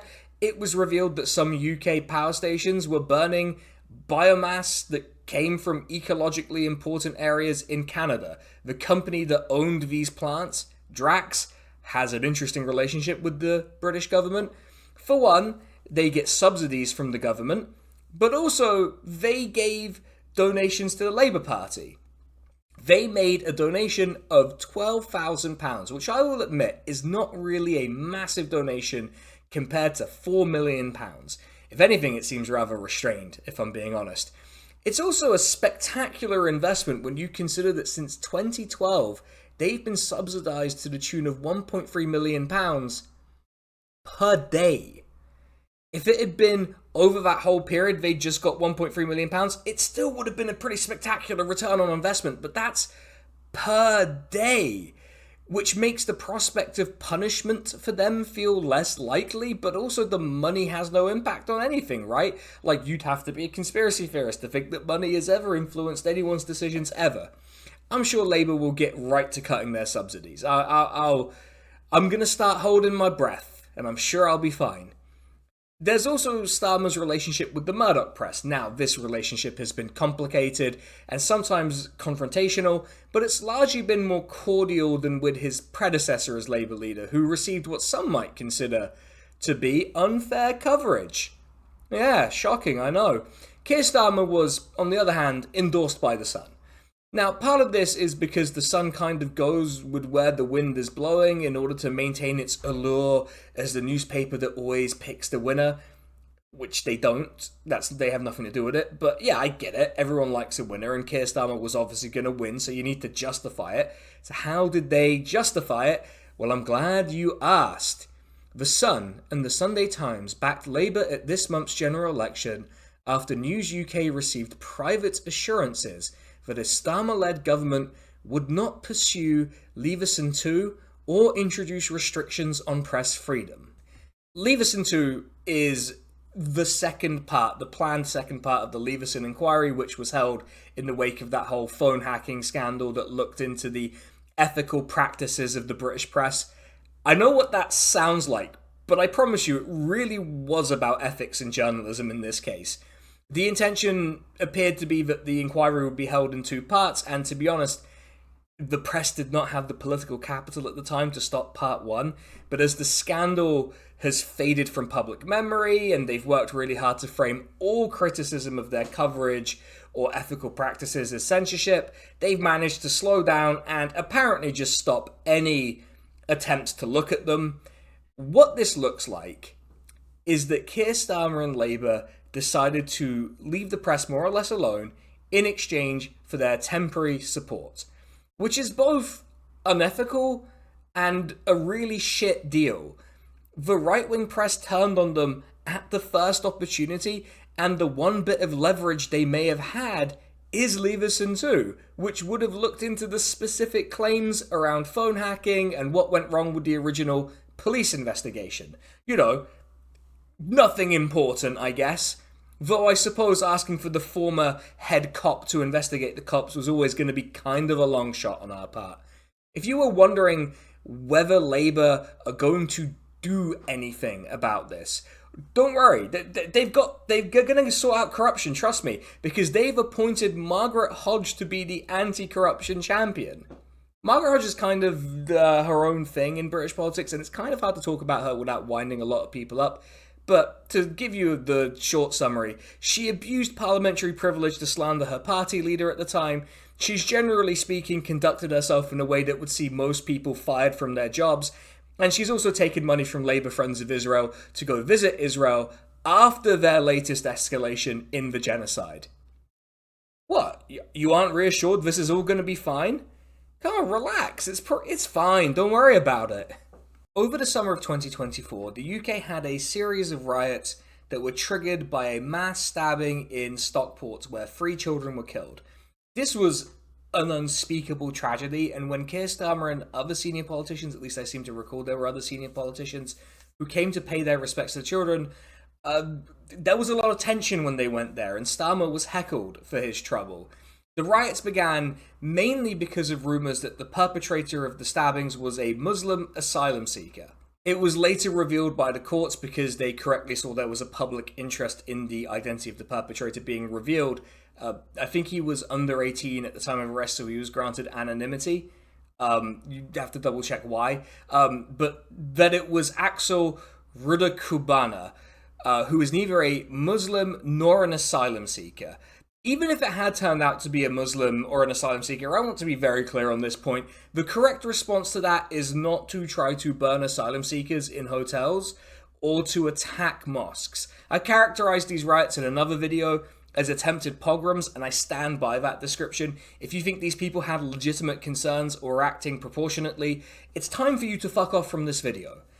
These riots are in part the result of decades of negative press coverage of immigration. And to be frank, I am tired of the UK's endless discussions on immigration because these discussions have gone on for approximately the whole of my fucking life. And it seems like we'll be having them for the rest of my fucking life. If you're my age, you've been living under the shadow of Enoch Powell on this issue, and I'll get to it in a little bit, but we're never going to be able to seriously discuss immigration in this country, in part because of this fact. Keir Starmer's handling of the riots boiled down to him rolling back the years to his time as Director of Public Prosecutions, police crackdowns, accelerated court proceedings, and carceral punishment. Of course, this led to the rather funny moment where prisoners had to be let out early, with one very famously saying, "Big up Keir Starmer," which was one of the few funny moments to emerge from all of this. The other one being that far-right guy who got double-tapped by his own side with the bricks. Yeah, that is a satisfying clip. Let's watch it again.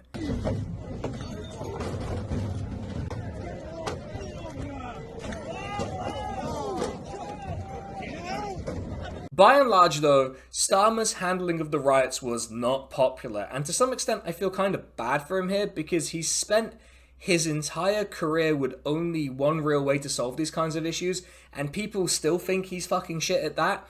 I don't pretend to know exactly what the British public wanted him to do here, but I think it just speaks to how disliked he is on a fundamental level, that even when he does something, like, within the realms of his understanding of competency, it backfires. It's also important to note that a lot of the far-right attempted pogromists were not dispersed by the police, but by local anti-fascist groups, just in case you thought there was no public opposition or resistance to the rioters or what they were standing for. There very much was, and I want it on the record that this opposition to them went beyond the mere fact of the disorder they were causing, which was Starmer's main issue with it that he outlined at his speech at Labour conference, saying, "I will never let a minority of violent, racist thugs terrorise our communities." Which is a noble sentiment, but it does speak to an issue here. Starmer, in that same speech, makes a point of reiterating that his party's policy is to reduce net migration and to make Britain less reliant on immigration.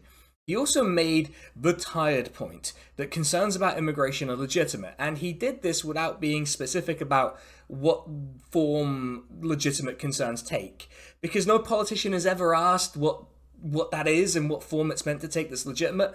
But here, I'll put the clip in so that you can see exactly what he says. I have always accepted that concerns about immigration are legitimate. It is, as point of fact, the policy of this government to reduce both net migration and our economic dependency upon it. Whatever anyone thinks about immigration, I will never accept the argument made not just by the usual suspects, but by people who should have known better, who said that millions of people concerned about immigration are one and the same thing. Keir, who are the usual suspects? I feel like I'm going mad because no one ever makes these people explain what they mean, and this is part of the reason why we can never have a serious discussion around immigration. We're forced over and over again to start from the position that these concerns are legitimate without them ever being specified, and also we're not allowed to interrogate them, and also that the people who are anti-immigration aren't racist. We have to concede that before we could even start talking about it. How can we ever move past this issue if the Prime Minister is out here basically saying that he agrees with the sentiment of the far-right rioters, but not with their methods? Intellectually, he clearly understands what the far-right want, because he talks about it not being legitimate to discuss the value of immigrants and immigration in that speech. But if those are off the table, then what is there left to talk about with regards to immigrants? The fact is that a lot of people in this country just don't want black and brown people to be in public life or in their vision cone or whatever the fuck it is. And here's Keir Starmer bending to it. Sure, he's not going to let thugs terrorize our communities, but that's less about what they believe and more about the way they express that belief. Starmer is bending over backwards to try to provide these people a home in mainstream politics by constantly conceding to them. We've had decades of people saying concerns about immigration are legitimate, and it hasn't dampened the sentiment behind it. The only thing it correlates with is whether the press is covering it obsessively or not. That's the only time immigration becomes more important or less important, right? You know, the same press Keir Starmer's not going to investigate the ethical practices of. The fact is that Starmer and the political class's constant coddling of these sentiments is a significant contributor to these riots, and that conference speech ought to have been condemned for what it was. Coddling people sympathetic to those who were trying to burn asylum seekers alive. On February 6th, 2020, Keir Starmer posted this on Twitter. We must scrap the inhuman work capability assessments and private provision of disability assessments, e.g. ATOS, scrap punitive sanctions, two-child limit, and benefits cap. This was before he won the leadership of the Labour Party and was a mere candidate for the leadership. Basically, he had to convince pig people like me that he was going to do Corbynism without Corbyn. He didn't get me to vote for him because I frankly thought he was a tool before it was cool to think that. I didn't really mean to rhyme there, God. Ugh. Still, this instinct and this policy direction would have owned me if he'd suddenly pivoted in government from his fiscally conservative positions during the election. Like, you know what's sad about all of this? A part of me would have loved it if Keir Starmer was like, gotcha, I'm actually doing Corbynism without Corbyn, suckers. And I'd have to do a video being nice about him and about how owned I was. Instead, he decided to pick a very big fight early on in his premiership. To some extent, I can respect this, because when you have a big majority like Starmer has, you have to be willing to wield it. Now, I would use a majority of that scale to, just to give you some examples, end homelessness, which the government can do basically overnight. We did it during COVID, we can do it now. Or decommission Trident, or implement a punitive wealth tax, you know, like actual, bold, big, difficult decisions. Instead, Starmer decided to force a vote on keeping a Tory policy known as the two-child policy, which means no child benefit is paid after the second child, except in very specific extenuating circumstances we do not need to get into right now. This policy forces families below the poverty line. If you lifted the two-child benefit cap, you would lift hundreds of thousands of children out of poverty almost instantly. During his time in opposition, Keir Starmer acquired the somewhat unfortunate nickname Sir Kid Starver, and it becomes hard to say he was hard done by here. At the time, I was just kind of astounded because he was getting blamed for a policy that wasn't even his, which I have to admit does take some skill. Now, it is his policy. He explicitly forced a vote to keep it, and Labour MPs broadly voted with him. In fact, so did most of the parliament that was present. It passed with a majority of 260, which is in itself depressing when so many MPs ran on an explicit platform of ending or reducing child poverty, as the SNP Westminster leader Stephen Flynn pointed out in Parliament with regards to Scottish Labour MPs. In his campaign to do so, Mr Speaker, he was of course joined by Gordon Brown. And just 5 days before the general election in Scotland, on the front page of the Daily Record, Gordon Brown instructed voters to vote Labour to end child poverty. Yet last night, Labour MPs from Scotland were instructed to retain the two-child cap, which forces children into poverty.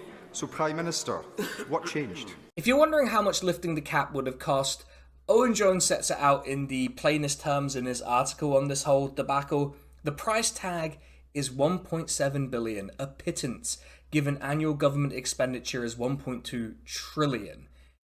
And yeah, I get it, the human mind can't comprehend those numbers, but one of those is much smaller than the others. This is a theme that will come up in just a bit when we get to the budget itself, but we're often talking about relative peanuts to do so much good, and the Labour Party won't even give us peanuts. It's important to note that it's cheaper in the long run for us to reduce child poverty, because poverty, malnutrition, all of the sort of side effects of it leads to long-term health issues that can cost us more trying to keep people upright after they suffered these things.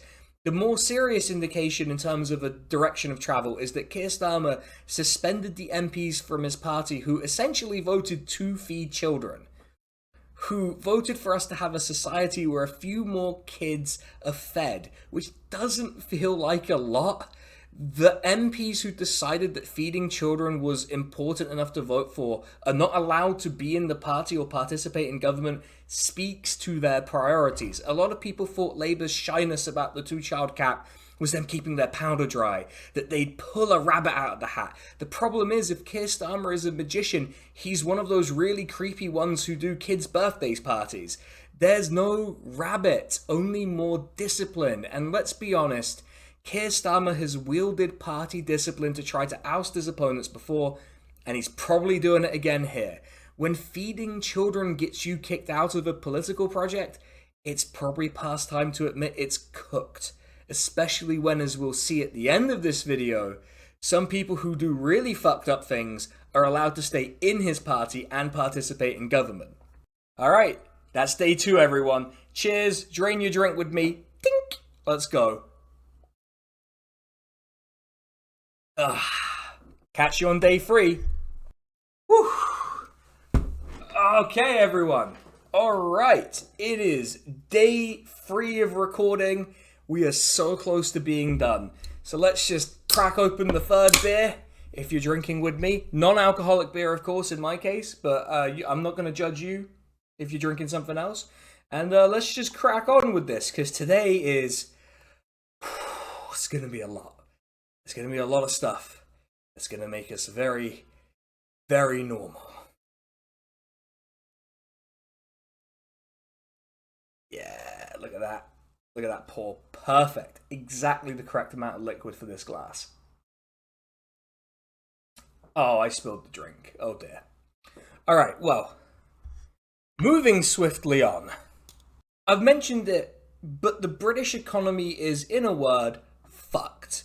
The economy has essentially found itself in a trap where no one is investing in anything, which means that people aren't becoming more productive, which means that growth isn't happening outside of very specific sectors like, I don't know, like finance and landlordism. Now, this is a very growth-centric way of thinking about the economy, and someone got really mad at me in one video for pointing out that GDP doesn't matter. And I did say that, but I'm going to say it again. GDP doesn't matter. It's not a reliable indicator of quality of life. However, it is the thing that every single political project since 2010 has tried to improve. Yes, even my beloved Jam Grandad wanted to create growth. What the economy needs is a hero. A person with the right balance of experience, understanding of the levers to pull when in government, and vision. Enter Rachel Reeves, the UK's first female chancellor. She pitched herself as almost the perfect person to end up running the British economy, claiming she was an economist for the Bank of England, a claim that was bizarrely corroborated by Matt Hancock, of all people. Began her career on the Bank of England graduate course. A contemporary remembers her economics sounded like his own. Absolutely orthodox. Orthodox is a very good word to describe what I saw of Rachel Reeves's economics. Don't borrow too much, don't spend too much, steady as she goes down the middle. Well, you don't go to work for the Bank of England unless you think economic stability matters, right? And that she had the experience required to just understand the British economy. She also wrote a book about female economists and claims to be a chess champion, which the only thing I could really find on that front is her coming 26th or something in an under-14s tournament, which, like, fair enough. It's better than I've ever been at chess, but, like, if I come 26th in something, am I a champion? Who's to say? What I'm getting at here is that she's carefully constructed this character, mainly for press consumption, that makes out that she is, in essence, the perfect person to run the British economy and get us through this stagnation and back onto the golden path of growth. So, fun facts about that. First, she was accused of plagiarism in her book, including plagiarizing from Wikipedia, which, Rachel, if you're watching, you're 45. You can't be pulling this at your big age. In fairness about this, which I'm mostly being tongue-in-cheek about, she did hold her hands up and admit that she got it wrong. It is true that there were some sentences in the book that were not properly referenced in the bibliography. I'm the author of that book. I hold my hands up and say, I should have done better. The more serious side of this is Rachel Reeves' excellent background that makes her the perfect steward of the British economy. Well, it may not be strictly accurate. Reeves has previously said she worked as an economist at Halifax Bank of Scotland before entering politics. However, her profile on the networking site LinkedIn, which, let me just say how typical it is she has a LinkedIn, has been changed to say the role at HBOS was in retail banking. I suppose we can't be too surprised that someone who plagiarized Wikipedia didn't tell the whole truth in her CV. Now, to be unnecessarily fair to her, and to this Guardian columnist who managed to turn the Chancellor lying about her pre-politics career into scolding the British public, I think everyone at one point or another has exaggerated or embellished their CV. It's just that there's a difference between me saying I was actually essential at the work factory, despite being the world's smallest cog in the context of the company I work for, and then getting the job and handling myself well, and someone making out that they're perfect for a role that has a political dimension that impacts every aspect of our lives, and then fucking it. And I will point out that it is the mercy of this being a political role that means she's technically not committed a crime, because I'm pretty sure CV fraud is a crime in the UK. There was a Guardian column that claimed that she was actually overqualified, especially when compared to other historic chancellors, which maybe she is. I don't know how much of her CV to trust now. But if that was the case, why lie? Either she didn't believe she was qualified to the extent that she could weave a media narrative that she wanted to weave, or she just loves lying. Neither suggests great things, but at least one of those explanations can be considered understandable. Like, I get what motivates it. Her tenure as Chancellor has not gone well, with her losing the confidence of the people who work around her because she seemed to lack any kind of plan or direction in the role.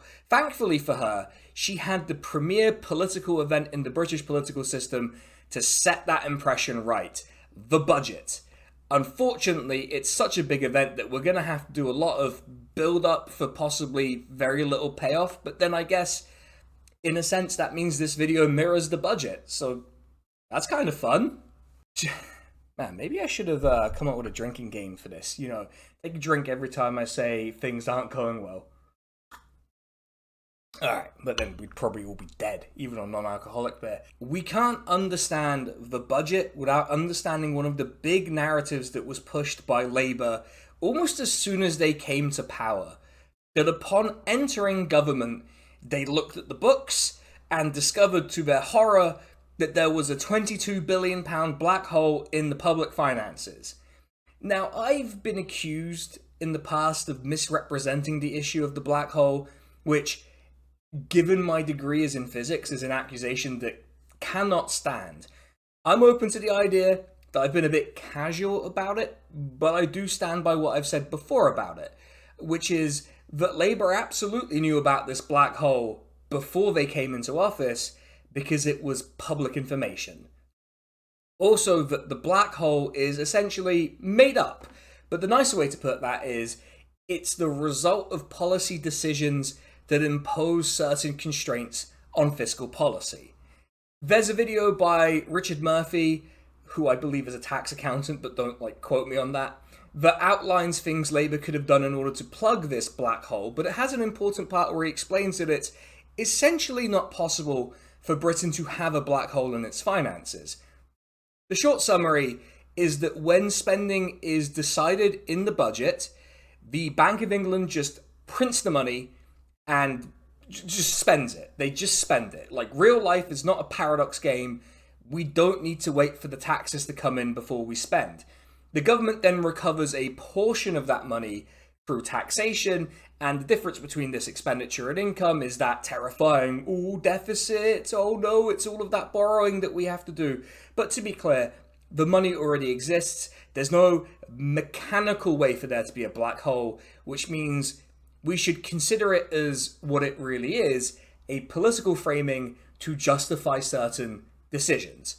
The last time I spoke about this, I referred to an Owen Jones video where he went over the fact that journalists pretty directly confronted Labour figures to their face about this so-called black hole, and were able to even give the value at the time as £20 billion, which isn't that far off to give them some credit for that.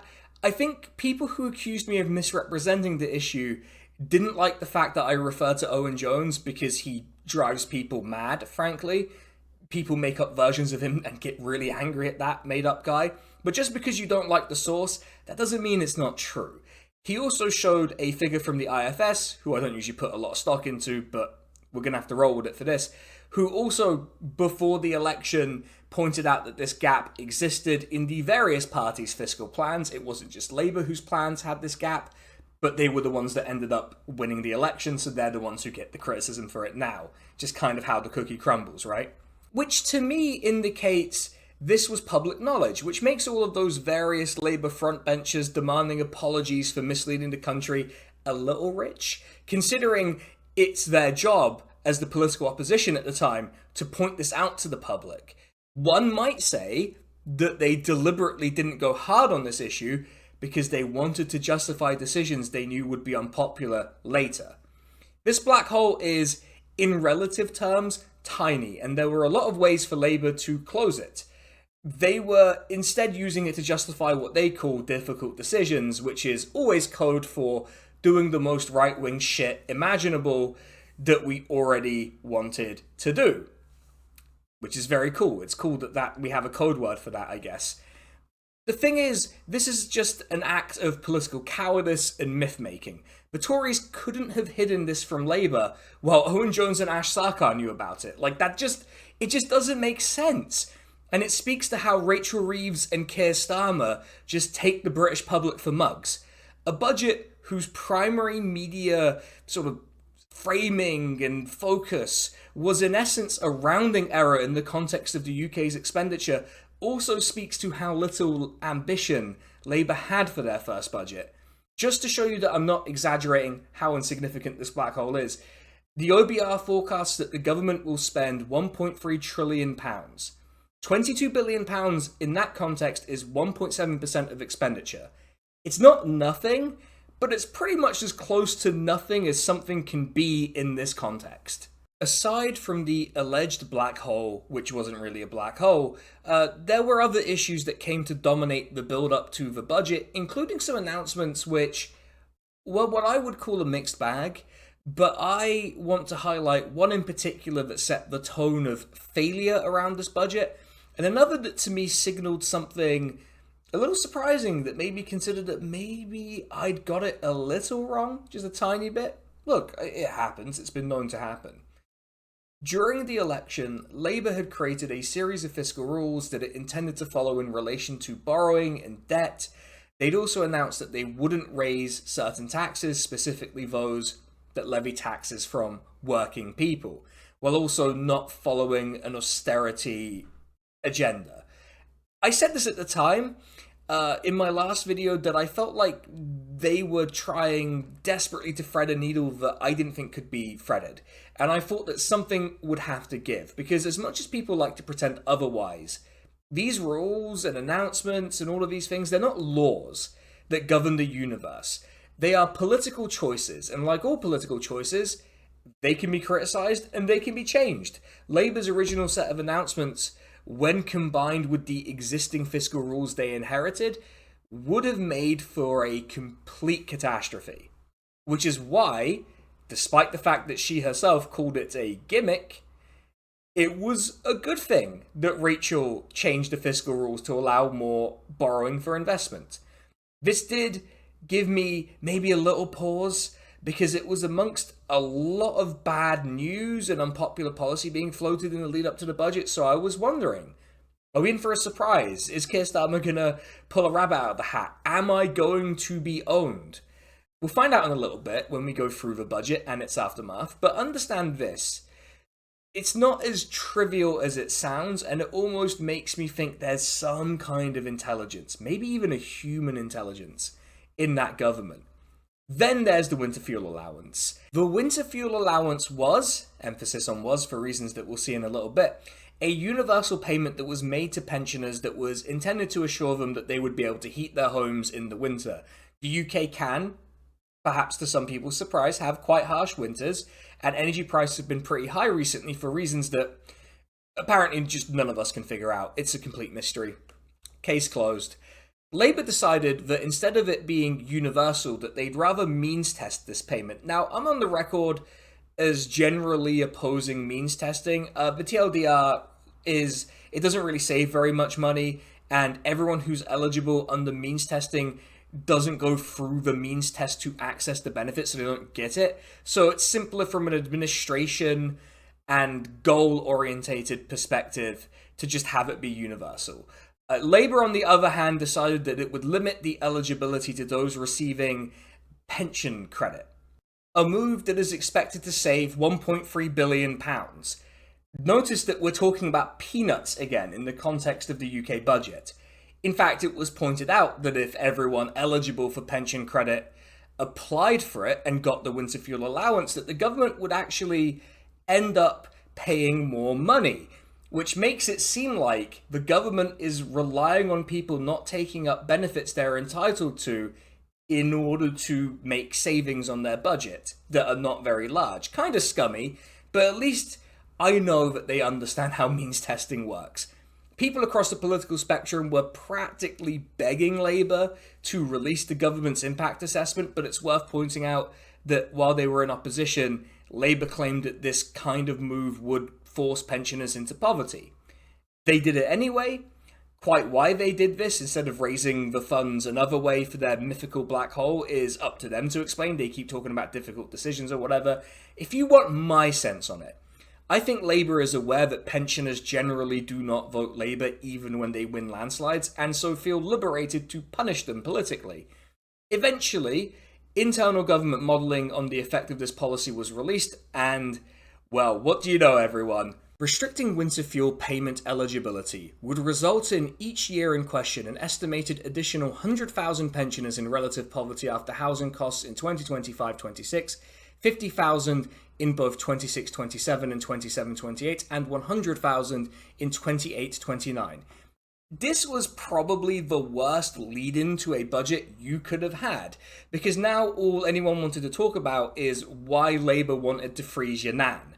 In fact, I would like to submit this image and nickname for the Chancellor for your consideration: Rachel Freeze. The press had a field day, inviting pensioners who had voted Labour onto the TV to ask them what they thought, and shockingly, it wasn't good. And like what we've talked about before, Labour weren't really able to defend themselves. And this compilation of attempts from Keir Starmer, well, two of them are from Keir Starmer, one of them's from West Streeting. It really summarises how, even though I'm not wholly convinced by the communication issue argument with the government, it becomes hard to deny that there is one. Those on pension credit obviously will get the allowance. State pensions, they will go up by about £450, £460 early-ish next year. That's next so year, pensioners will be better. Well, it went up this year as well. It's an annual increase. But pensioners will be better off if we stabilise the economy. What's your advice to pensioners who are frightened about the forthcoming winter? Well, two things. Firstly, the winter fuel allowance is being means tested to support the poorest pensioners. We've also extended things like the warm homes discount So what's your advice? And the hardship support. But the other advice I would give is, like, in terms of the triple lock, we're committed to that. That means that pensioners will be better. That's not advice. But I asked you, would you like to take this opportunity to say sorry to voters who voted for you, like Chrissy, pensioners who are about to lose hundreds this winter because of your choices? What I'd say to Chrissy is this. I absolutely promised that we would stabilise the economy to make sure we never had the economy getting out of control again. We then discovered £22 billion missing. It also left them politically vulnerable to moves like the Scottish Government giving pensioners in Scotland a winter heating payment. Not just awkward, but outright politically suicidal for Labour to have focused this hard on this policy that in the grand scheme doesn't move the dial much in fiscal terms. The build-up to the budget was more about measures like the winter fuel allowance, the unpopular stuff, than any actually sensible things Labour may have been planning. It might surprise you to know that, especially once we get into the detail of the budget, but individually, a lot of the measures that Labour proposed are popular, but the whole package was toxic, I think in part due to what they decided to do with this horrible setup to it. I get it, you don't want to surprise people negatively, but you gotta throw them a bone, you know? Alongside this, there was what I could only describe as hysteria in defense of policies that didn't really need to happen and weren't very popular. My favourite was Lucy Powell claiming there'd be a run on the pound had the government not taken action on public finances, which is absurd. There wouldn't have been a run on the pound, but this irresponsible, hysterical tone making out that the British economy was somehow on the brink of a run on the pound. Not to say that the British economy is like strong or robust or whatever, or that the pound's doing very well, but it ran counter to what I thought the Starmer Project's understanding of the economy was, which was that it's a machine largely built on sentiment, and that by improving sentiment rather than courting panic, things would get better. I didn't think it was a good way to understand the economy, and it makes you a hostage to fortune, but having ministers talking about runs on the pound makes people a little nervous and produces negative sentiment, which, we'll see later, may have had the expected effect. Cheers. This section needs a big sip. Let's turn to the budget itself. I don't want to get bogged down in literally every measure announced, because over £1 trillion worth of budgeting is going to somehow... It would result in a video that's longer than this one already is. So, let's not do that. Instead, I want to focus on a set of policy areas that I think either really hacked off the public or wasn't necessarily well understood by people because it was kind of obscured by the sheer overwhelmingly negative vibes the government was putting out. The short review of the budget is, it sucked. It's a weird one. I kind of have to hand something to the Tories, who introduced a cap on bus fares, limiting them to £2. This was a surprisingly popular policy from a government that seemed to specialise in pissing people off. I know I loved it. It made me much more willing to just hop on a bus and go to places, which I thought was something we wanted to do in this country.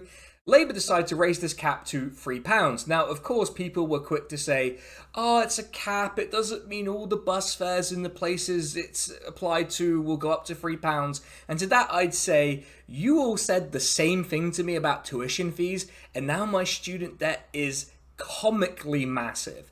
This particularly jarred with Labour's freezing of fuel duty, which would save motorists around 60 quid a year, if I'm remembering correctly. I don't want to get into the socio-economics of who owns cars and who gets the bus too much. I don't want to get too deep into it, but just my guess is if you own a car, you're better off than some guy catching the bus to get to work. So why are we saving motorists £60 a year, while if we're suggesting a daily commute to and from work by bus, we're saddling those people with an extra 520 quid of expense per year? Alright, fine. Let's say you get 25 days off, let's say that. Then it's 470 quid per year. Can you see how this looks like you have skewed priorities when you were supposed to be the greenest government ever, or whatever shite Labour was saying before the election? It may not surprise you to know that raising the bus fare cap was one of the most unpopular decisions in the budget, and it saved fuck all money. Remember what I keep saying about peanuts? It's always peanuts. It's never not peanuts, everyone.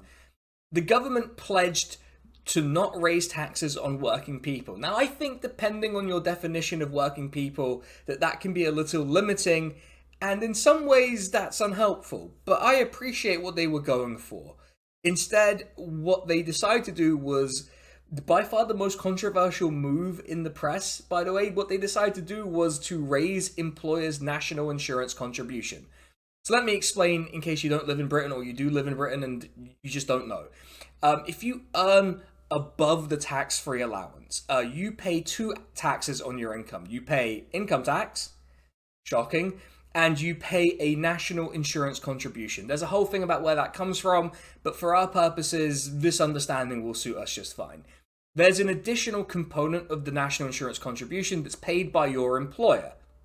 How much they pay depends on how much they pay you, so on the surface, this is not a tax on working people, but on employers themselves. So far, so good, right?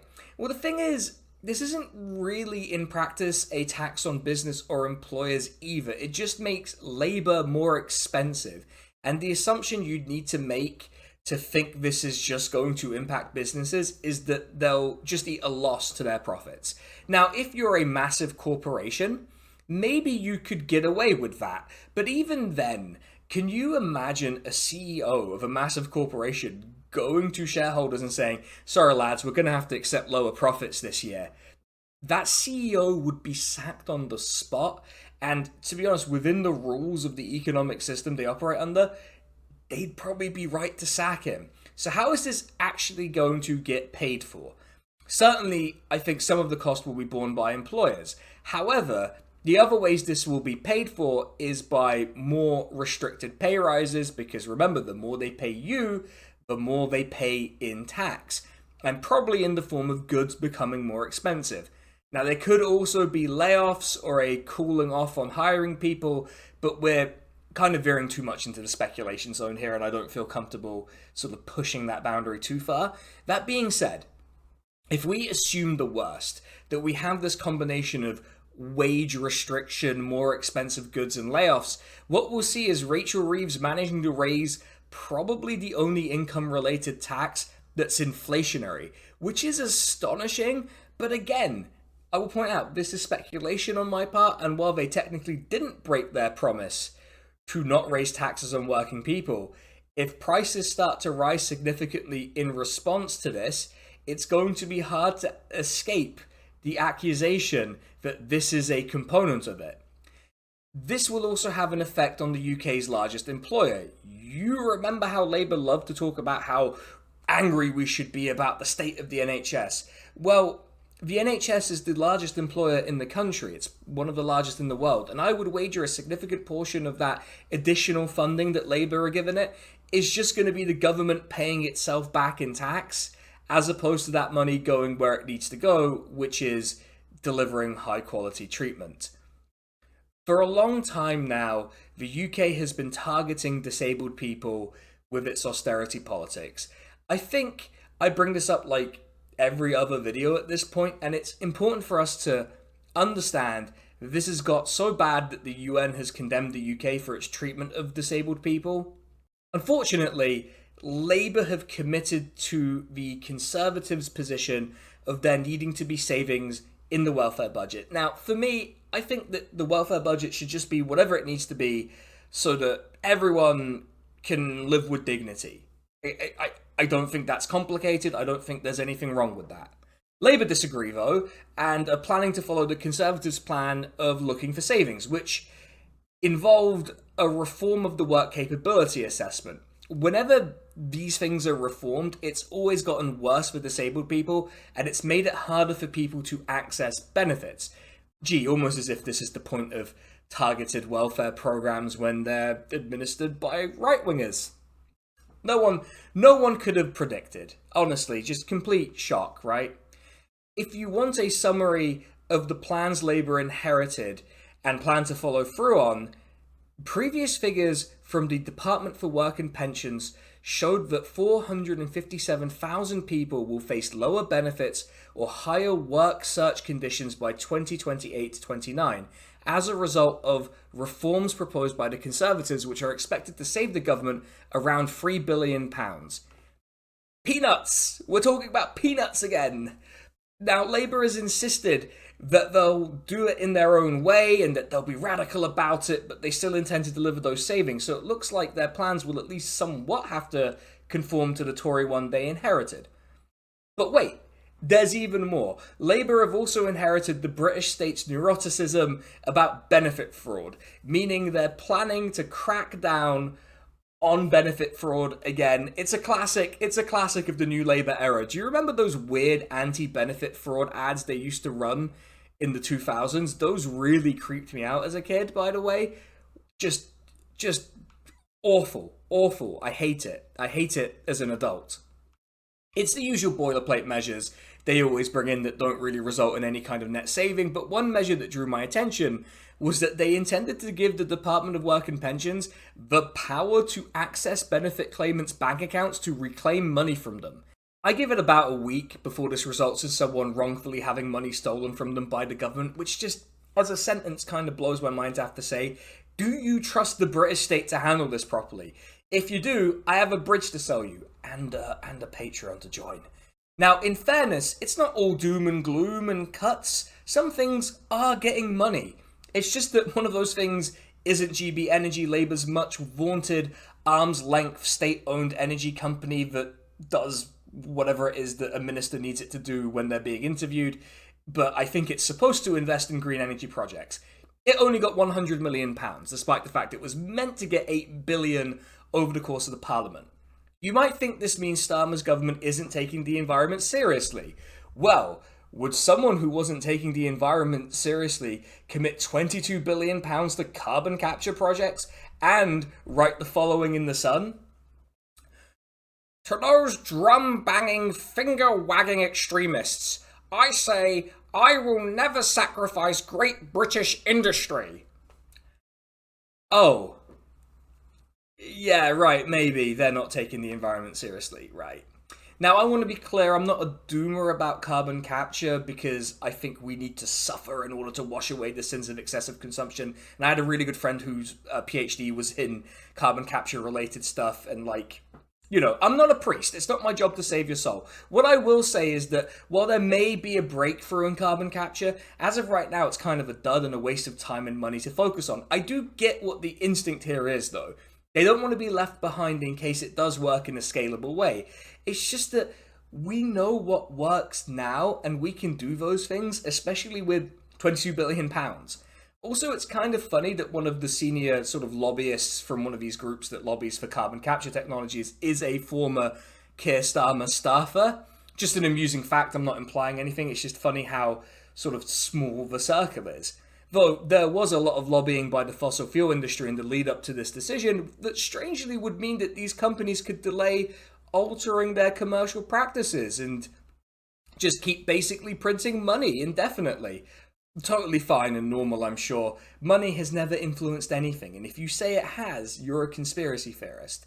Labour also decided to increase the funding for the army. Now, the aim is for military spending to be 2.5% of GDP, which you'll note is above the 2% recommended by NATO, and I'm not going to get into my thoughts on NATO, there's a whole other video about that, but this came up during the writing of the script. Well, kind of. This script has been kind of a living document for a long time, but Starmer is on the record now as saying Trump was right that European countries weren't spending enough on defense.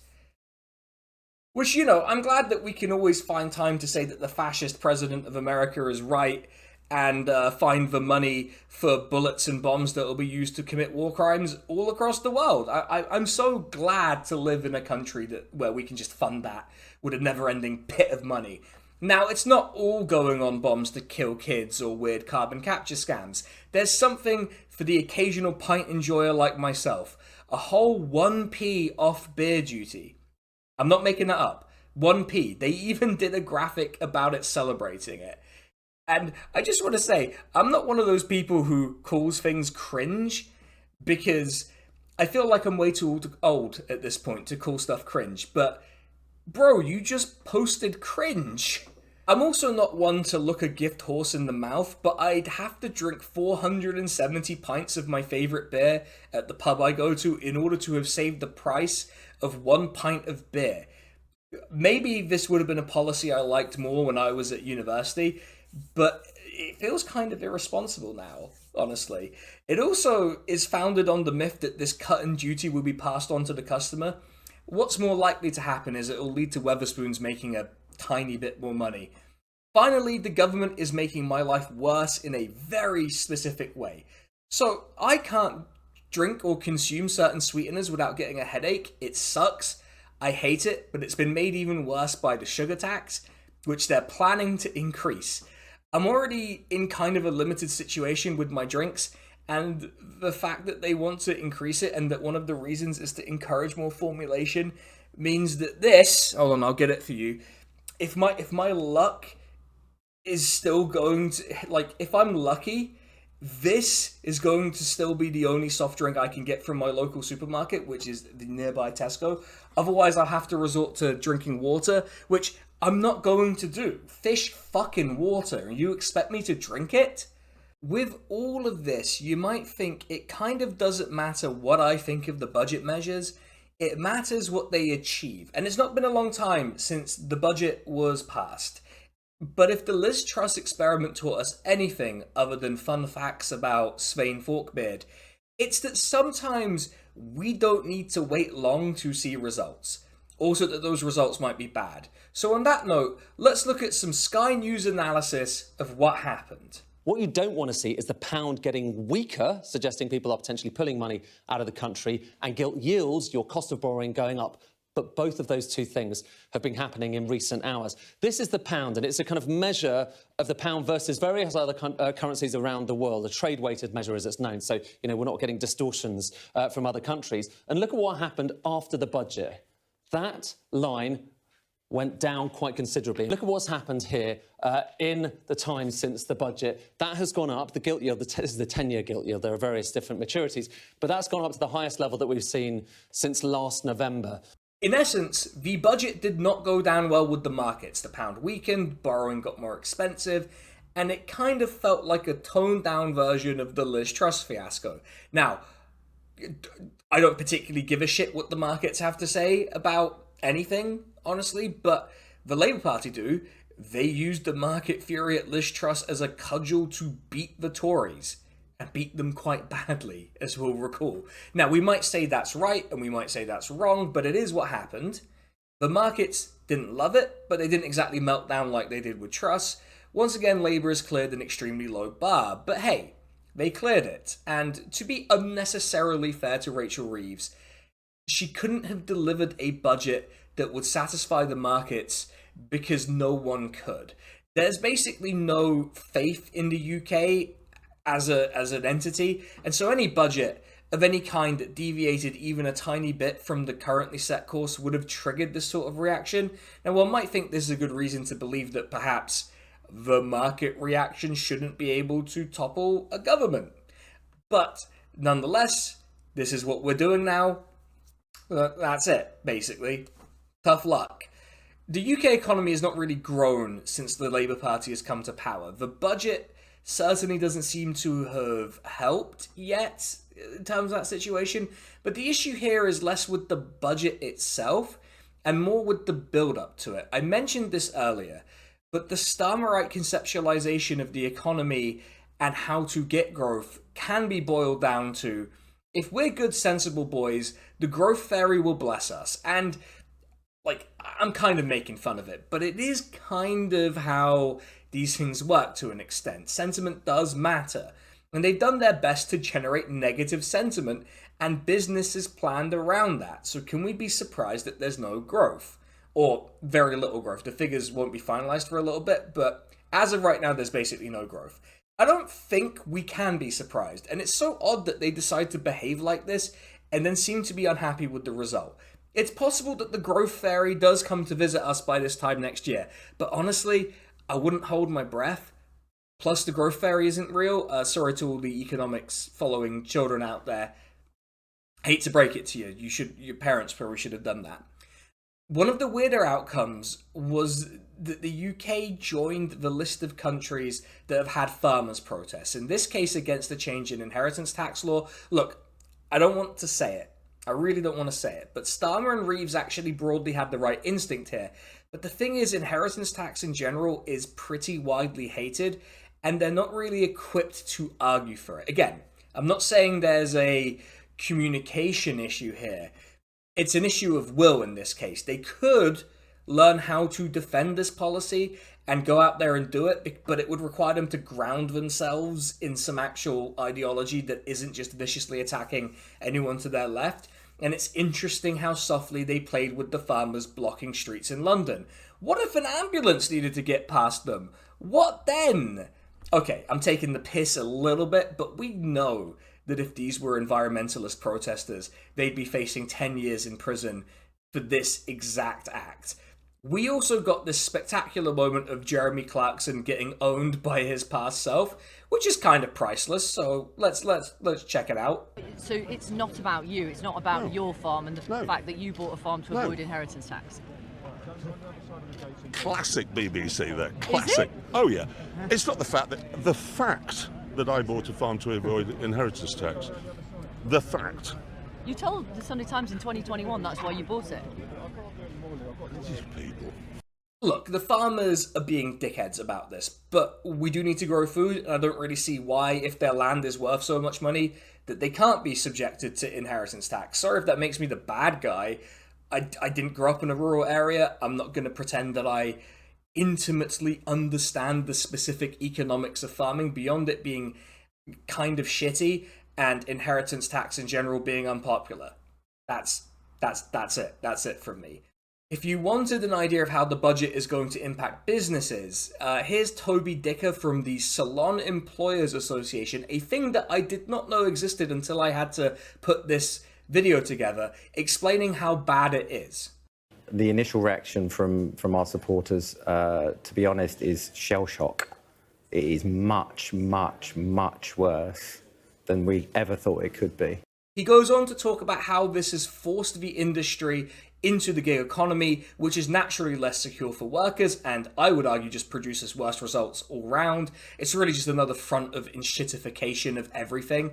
Look, as someone who regularly goes to the barbers to get their beard sorted, and yes, still looks good, I want those guys to be in secure, well-paying jobs. I don't want them to be gig workers. I don't want the lovely lady who did my hair last weekend to be in insecure work. None of us should want that. None of us should be in insecure work at all. And yet, this is what Starmer is seeming to be producing. So for all of this, they must have got some kind of reward, right? There must have been some kind of boost they got politically that indicated that even if things were bad, that the British public thought this was worth it and that we would come out stronger.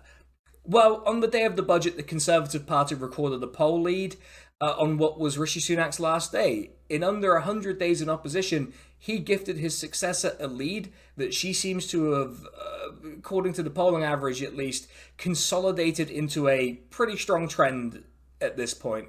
On the plus side, I guess the bankers got their bonuses, so thanks, Rachel. That isn't going to backfire anytime soon.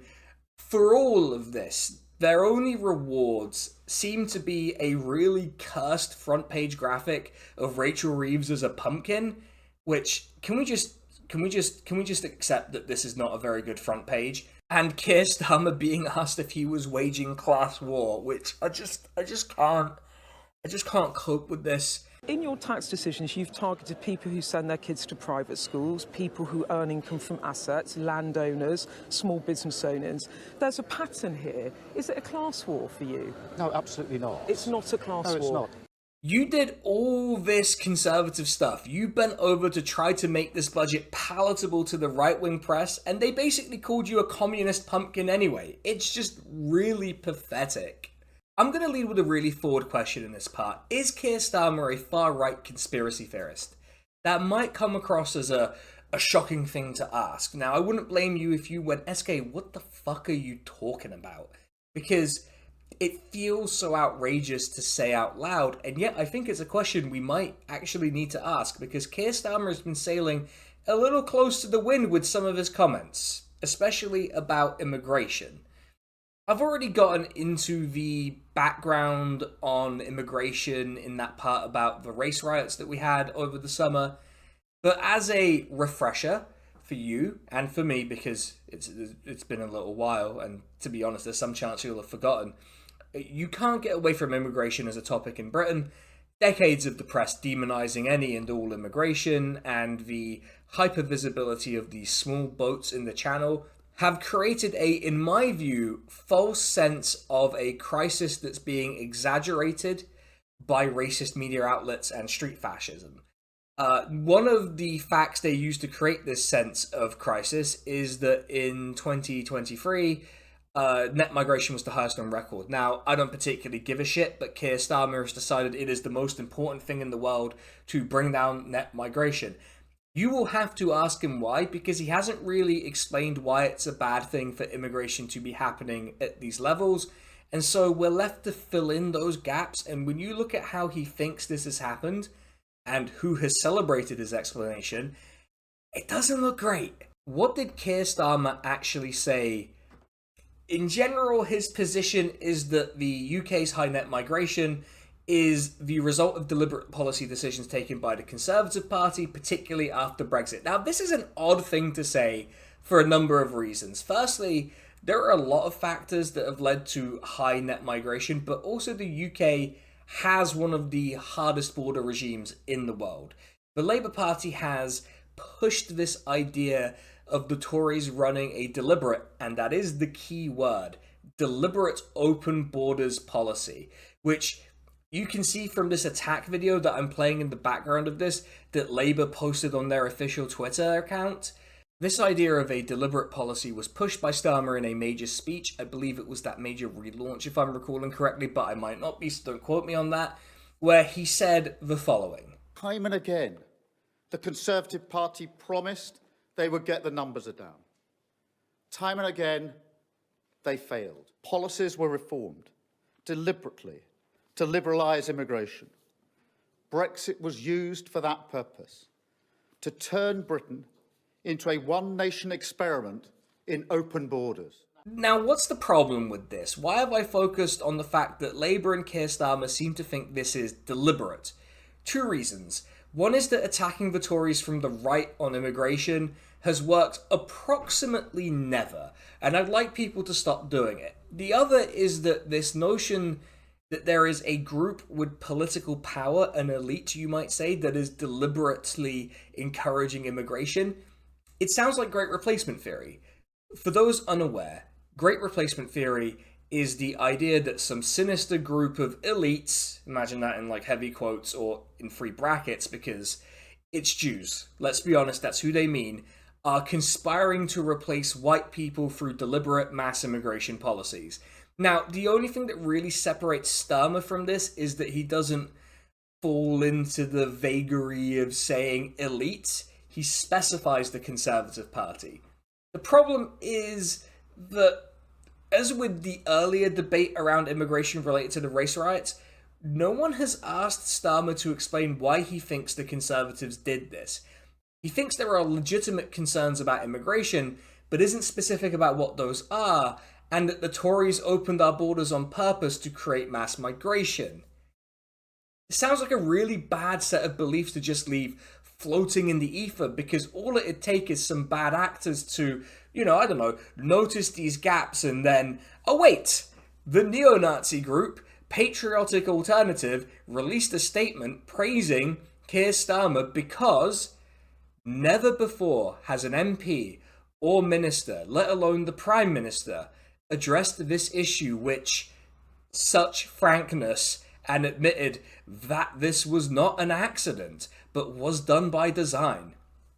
Also in the statement, they make specific reference to Great Replacement, saying, they used to say that the Great Replacement was a right-wing conspiracy theory, something made up to scare and deceive people. But on November 28th, the Prime Minister gave a press conference on the issue of immigration, where he sensationally admitted that the Great Replacement is not only real, but it was official government policy under the Conservatives.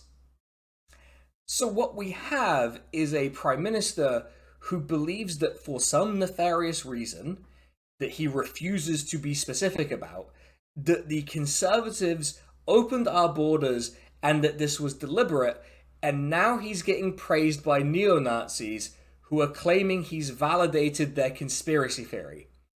Do you see how the question I asked at the start of this section might be a little relevant? I cannot emphasize how fringe this belief is. It's the kind of thing you'd see bot accounts with the Reform Party logo spouting on social media. Can we just acknowledge that at the very least, it is unwise to give neo-Nazis this kind of propaganda victory?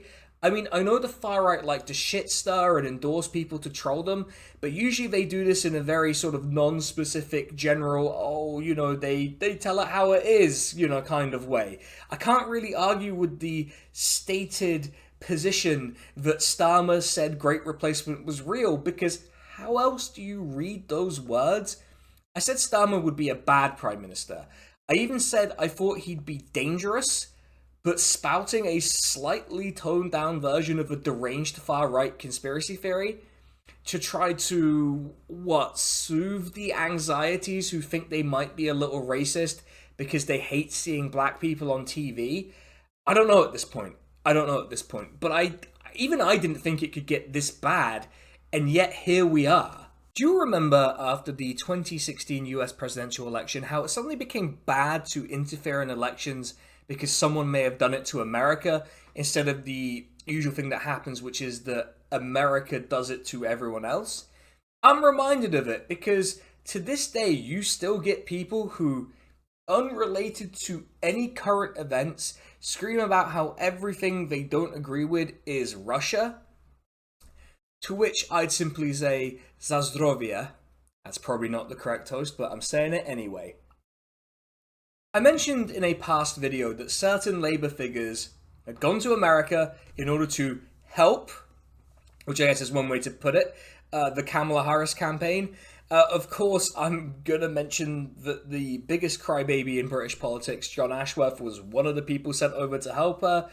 And, well, I guess they took his advice given how that played out. But I also did a video about that, you know, cheeky plug, little cheeky plug. There's this particularly funny quote in the Politico article about this that I just want to share with you. One former colleague who worked alongside Mattinson on Labour's campaign, granted anonymity to speak frankly, said she wanted to put the hope and change stuff to one side and maintain a ruthless focus on Harris's appeal in swing states. Well, that went well. Seriously, given how Kamala lost every single swing state to Donald Trump, and that Labour frankly did kind of shit in the 2024 election, winning a majority with the lowest percentage ever, I fully believe this story, and I'm convinced that a lot of Labour people volunteered for her. Now, I want to take this opportunity to say that Labour and the Democrats are allied political parties, at least nominally. They occupy the same space politically, and it's not unusual for activists from either to go to the other country and put in a shift for the candidate. I don't even think there's anything especially wrong with that, even if your ideology is whatever the fuck Keir Starmer and Kamala Harris are meant to believe. It probably doesn't know borders, and that's kind of okay. So that made it really funny when a LinkedIn post by Labour's, maybe former, I'm not sure, head of operations, Sophia Patel, ended up being part of a formal complaint about electoral interference on behalf of the Democrats. Now, I don't know where this complaint is at, and I'm not a lawyer, and I'm certainly not a lawyer who specializes in American electoral law. So I have no clue what's going to happen or who gets punished or how this is meant to work.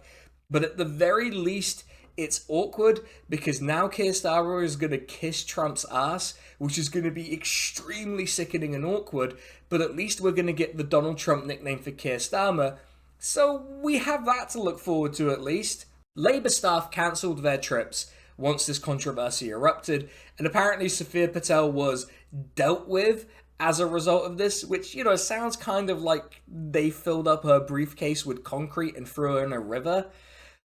Anyway, it would be wrong of me to leave this issue without saying that the Republicans were basically calling everything at this time electoral interference. So this is probably not that big a deal in reality, so much as it is kind of awkward and funny. So, you know, we can enjoy it for what it is. Instead, for the serious part of this, I would like to remind you all that America and Britain are not the only two countries in the world, and take you to Lithuania, home of tree cakes, beautiful lakes, and a train station with a giant statue of Tony Soprano that, yes, I have seen in person. Lithuania had an election this year, and the winners of the election were the... oh god, here we go, we're gonna have to pronounce in Lithuanian.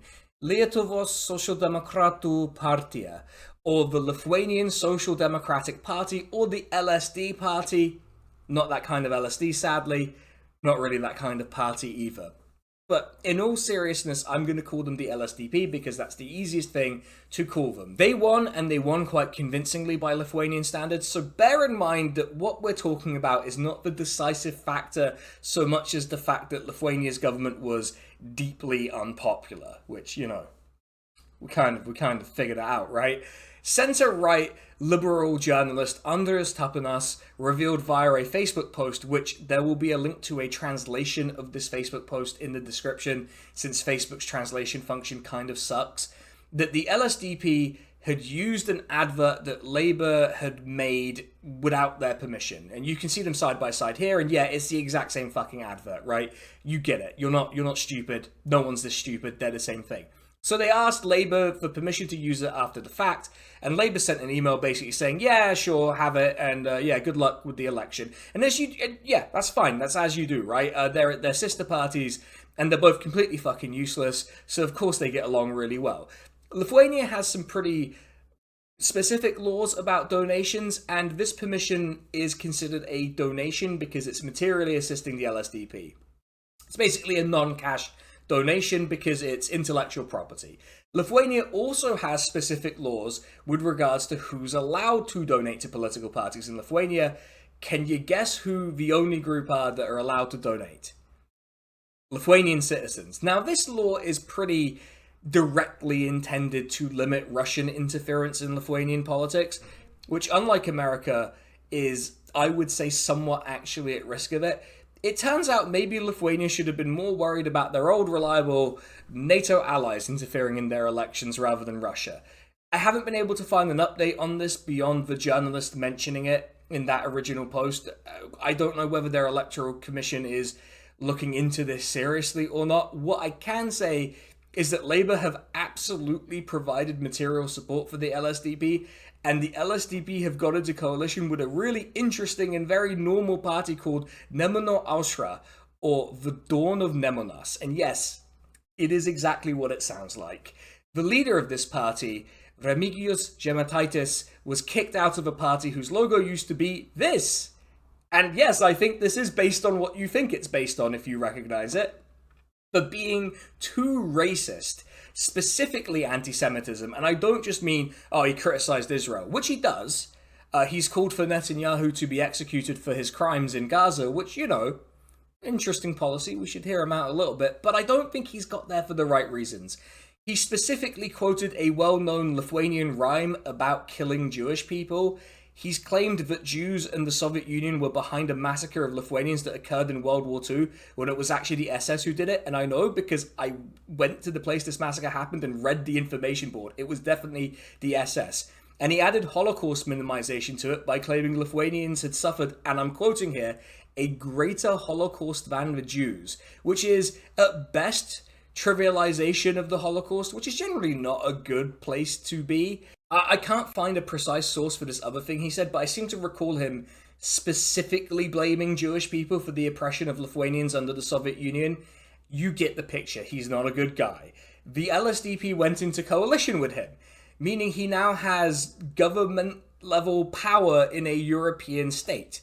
Labour under Keir Starmer has provided material support that resulted in an actual anti-Semite being part of a governing coalition in another country.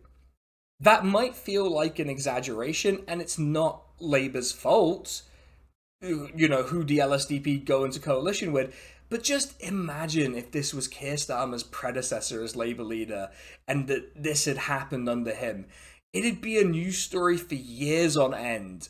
Regardless, since it's not going to be reported on by any English language outlet, at least not that I'm aware of, it's entirely possible it exists, I'm going to call it an SK the Crusader exclusive, and it's something I only know because someone I know follows Lithuanian politics and speaks Lithuanian.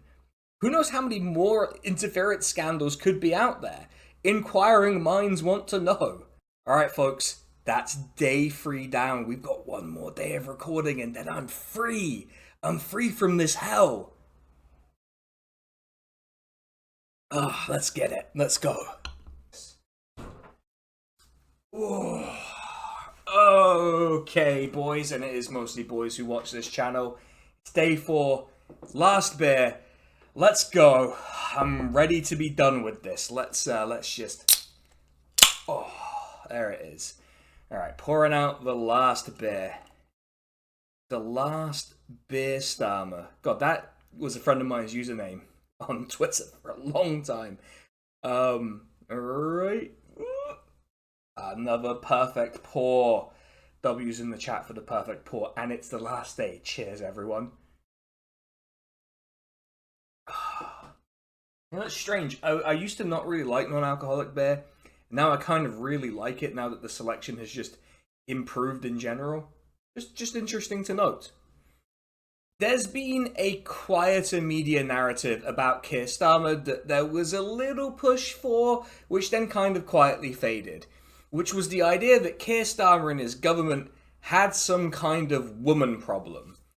The press and the Conservatives try this with every single Labour leader, and it almost never works. It's an interesting thread to pull on, though, because I think there are some things that maybe if you look at it with a certain lens, you could justify this notion that Keir Starmer does in fact have some kind of woman problem. Firstly, let's look at an example that is both cringe and not him having a woman problem. The Conservatives tried to attack Starmer on the basis that his removal of a portrait of Margaret Thatcher was in some way an expression of his deeply held misogyny. This is total bollocks. I know this might be a bit of a shock for Conservatives, but Margaret Thatcher is deeply disliked by some people. Any good? Not a bit of good. Not a bit. I'd put a stake through her heart and garlic round her neck to make sure she never come back. Isn't that a pretty horrible thing to say when her funeral's going on right now? Too bad, too bad. I do want to take this opportunity to say that I think I may have gotten this slightly wrong in the first video that I did about Keir Starmer. While there were some indications of a pattern that would lead me to say he had an issue with women, I didn't quite connect the dots between his conduct as DPP, or Director of Public Prosecutions, especially in relation to the prosecution rates of violent crimes committed against women, and the fact that two of the high-profile politicians the party had targeted for political attacks within their own party were women of colour. Diane Abbott, who Starmer appears to have tried to force out of the House of Commons, and Upsana Begum, whose treatment at the hands of the party was awful and could only be described as the party allowing itself to be used as an extension or continuation of the abuse that she was suffering at the hands of her ex-husband.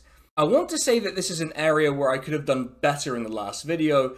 Even the material that was cut from the video, and there was a lot of it, I didn't quite grasp this issue in that way.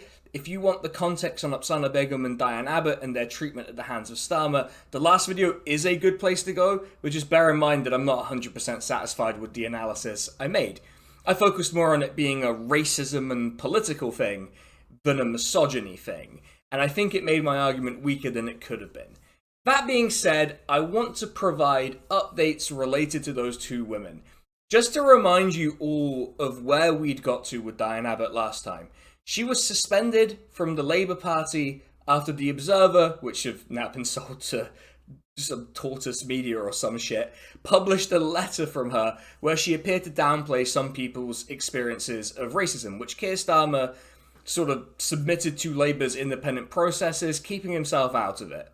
It turned out those processes had concluded, and he'd deliberately withheld the party whip from her after the conclusion of that process, meaning her status as an independent MP was a political decision on Keir Starmer's part and nothing to do with the disciplinary process. Then it was revealed that a major Tory donor had talked about Diane Abbott by saying that she should have been shot, which correctly resulted in quite a lot of sympathy being expressed and generally condemnation of the donor in question. Though the Tories did try to pull the "he's apologised, what more do you want? He's already said he's sorry" line, but this isn't about them. It was reported at the time that Starmer didn't really seem to want to provide her support on a personal level. It really did feel like during this time period on the reporting, there was an empathy gap. Since the election, Diane Abbott, who was eventually allowed to be the Labour candidate for her seat, has spoken to the press about this, and she said that Keir Starmer treated her as a non-person, that the party itself didn't really offer her any support during this incident, and that she'd got more sympathy and support from Stephen Flynn, the Westminster leader of the SNP. This is kind of a complicated one, because on the one hand, Keir Starmer is the head of the institutions that are the Labour Party and the Parliamentary Labour Party. So he is, in the "a fish rots from a head down" hypothesis, pretty directly responsible for setting the culture of these institutions. However, you do also inherit aspects of an institution when you come into leading them. The problem Keir Starmer has is part of his political mythology, especially around this time as Director of Public Prosecutions, is that he's able, in relatively short periods of time, to reshape institutions. And he's been Labour leader for over 4 years now. This is his institution. And it looks like it's very deliberately treating its most senior black woman MP like scum. Absana Begum's story is in a lot of ways worse than this. There were attempts to deselect her, that is, remove her as the candidate for her party, led by friends of her ex-husband, who also ran against her in the last election. Thankfully, he got absolutely curb-stomped, he came fourth, but the party has not handled this particular issue well. It's allowed itself to be used as an extension of her ex-husband's abuse. And if I might speculate a little, it appeared as if her local party was trying to use the abuse she suffered as an excuse to try to send her to prison, or at least legally sanction her for things that she did while she was under the control of her abusive ex-husband. In any case, whipping at Westminster is not an exciting topic. It's party discipline and most people don't give a fuck about it. But in this case, we may want to pay attention to what they're leveraging to get her to vote the way they wanted. I just want to note as well that in this particular case, she did end up rebelling against the party line because it was about the 2-child benefit cap. McMorrin then reportedly said that in order to be supported, Begum needed to be a Labour MP. That is, not defy the whip over the 2-child limit vote and thus lose the whip. It is reported that Apsana told colleagues afterwards that she was shaken and felt her request to not talk about this issue in this way was not respectful, and the whole thing had been wholly inappropriate. What's been reported here, at least if you're looking at it kind of straight on, is that Labour is leveraging giving a woman support in relation to her domestic abuse in exchange for votes. I get that political parties and movements need like some element of discipline, but there's surely a middle ground between like complete chaos like it's the Wild West and a strict Trotskyite style cult of personality. We might chalk these issues up as party discipline that just happen to involve women of colour. Here's the thing though, Starmer has also run into this issue with white women. Let's talk about Sue Gray. God, I hate this so much. Sue Gray was a senior civil servant who led an investigation into Partygate, which pretty severely condemned Boris Johnson and probably precipitated his eventual resignation as Prime Minister. She was then hired as Keir Starmer's Chief of Staff, which had caused like a minor media controversy from the Conservatives where they thought she'd deliberately hobbled Johnson in order to make life easier for her future boss. I've not seen any really compelling evidence of that. If it exists, feel free to share it. But as of right now, I don't really buy it. My speculation is that Starmer wanted someone who was a technocrat, who was easy to integrate into his kind of non-political way of doing politics, at least superficially non-political, and senior civil servant whose son is now a Labour MP and who took a career break to run a pub in the north of Ireland. It's kind of perfect for that, I guess. There's nothing political going on there at all. The real controversy began when it was revealed that Sue Gray earned more than Keir Starmer, something that is not really in her power to decide, so I don't really see how it's exactly her fault. The BBC has been told that Sue Gray asked for and was given a salary of £170,000, £3,000 more than the Prime Minister and more than any cabinet minister or her Conservative predecessor. One source told the BBC it was suggested that she might want to go for a few £1,000s less than the Prime Minister to avoid this very story. She declined. A government source close to Ms. Gray said this claim was categorically untrue and she had no involvement in any decision on her pay. Basically, it's a lot of he said, she said. The source for these rumours isn't clear, but a lot of people have pointed the finger of blame at another senior Starmer member of staff. Morgan McSweeney, who it's been reported had been having what I would characterise as an extremely immature office dispute over whose desk gets to be closest to the boss's office. This led to a sense of a chaotic operation within Number 10, which meant Keir Starmer had to come out and insist that he was in fact in control, which, you know, is always reassuring and does not remind me of that Game of Thrones scene where Tywin sends Joffrey for bedtime and it's still light out. She was eventually removed as Chief of Staff and replaced by Morgan McSweeney. How odd! With the line at that time being that she was going to be offered an alternative role, which Keir Starmer then appeared to withdraw the offer of, but also she apparently rejected it. Sources said the Prime Minister's former Chief of Staff, who was on a short break between roles after standing down almost 6 weeks ago, had been told Number 10 was likely to rescind the job offer before she had even taken it up. Which doesn't allay my sense that there is a chaotic operation in Number 10, but it is curious that this particular controversy has erupted around one of his most senior women members of staff. We could characterize this as a political dispute that's gone wrong, but I'm a little confused as to what politics could possibly have been in dispute here between such supposedly non-political people beyond, you know, rat-fucking the left, I guess. You could, I suppose, argue that this was just a matter of someone not being the right fit for the job they were in, but there are ways to work around that in a well-managed structure. I guess that might be the problem at play here, actually, at a fundamental level. It just didn't need to escalate like this, and it fits into an unfortunate pattern. It's odd in the context of this question, then, that the first high-profile resignation from Starmer's front bench was a woman, and it was arguably someone who was actually leading on policy changes that could have been good. Also, the resignation seemed like bullshit to me, but whatever. Louise Hay resigned from Labour's front bench over an incident where she misreported a work phone as being stolen when she was mugged at the age of 24, and then didn't inform her employer when it turned out it hadn't been stolen.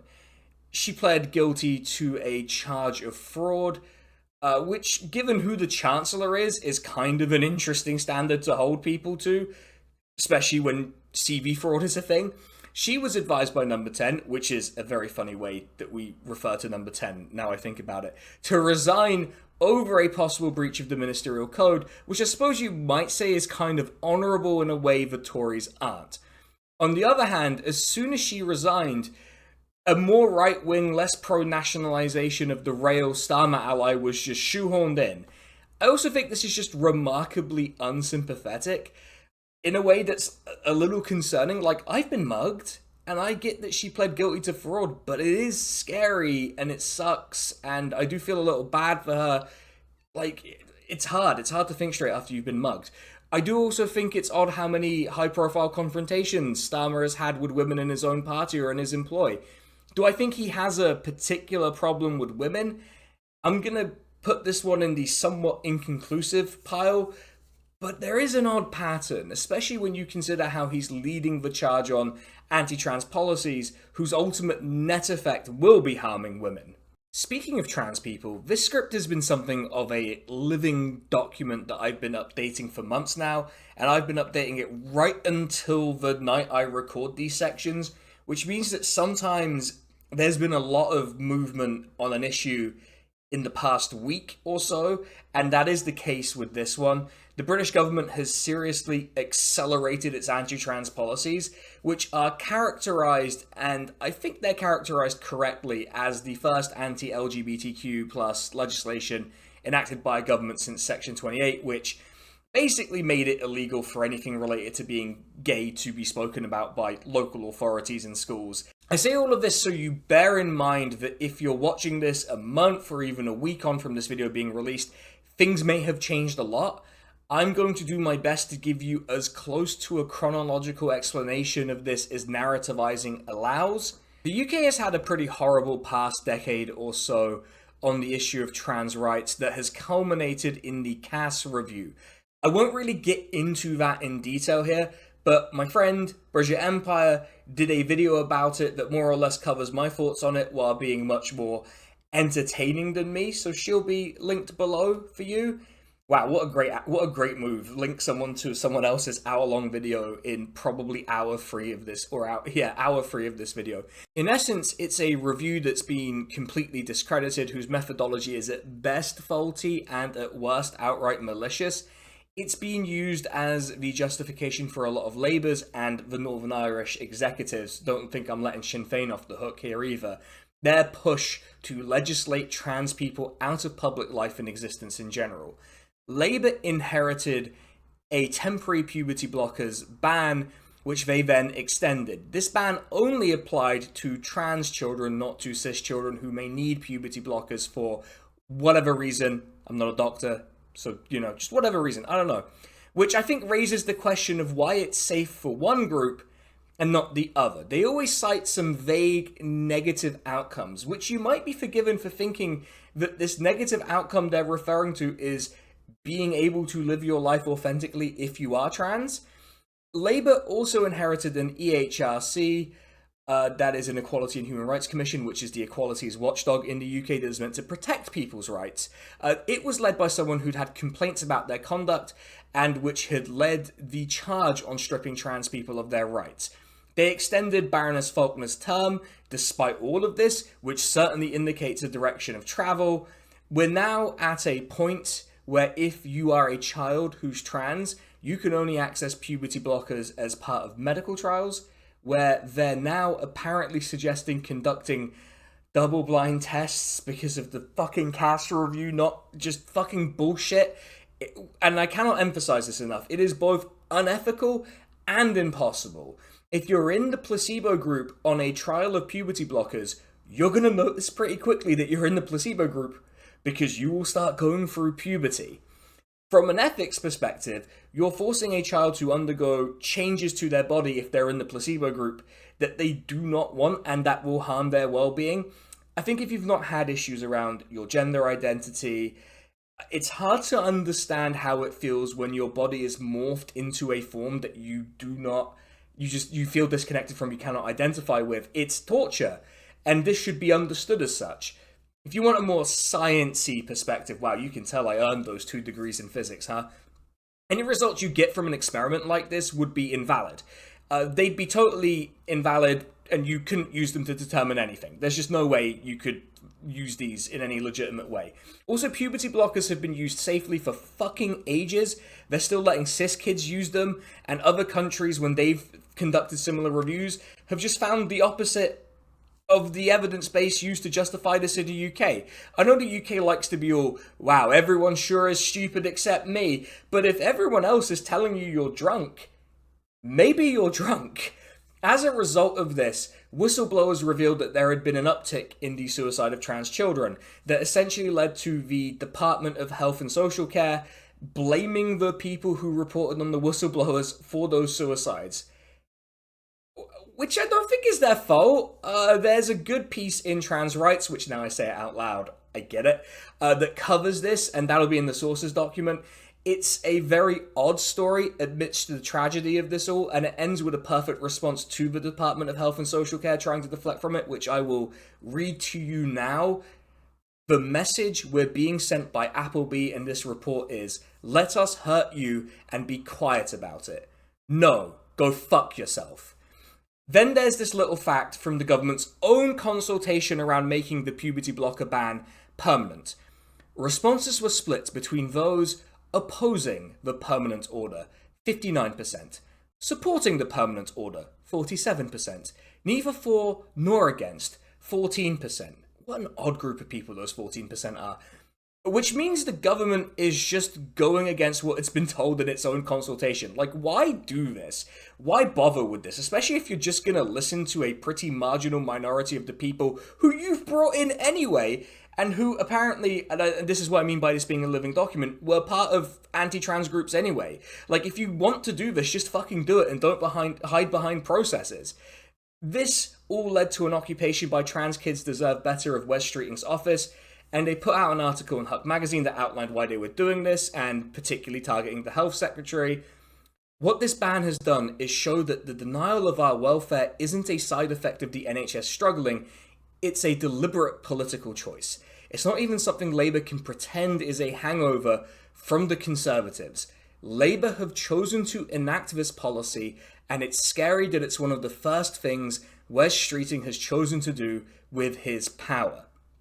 I feel just exceptionally heartbroken by this, that they have to do this. We were told over and over by the big brain centrists in the meltosphere that Labour were just posturing on the issue, and we kept pushing back, asking for proof, because there wasn't any, and we fucking told you, and this is what fucking happened. I'm just fucking sick of this.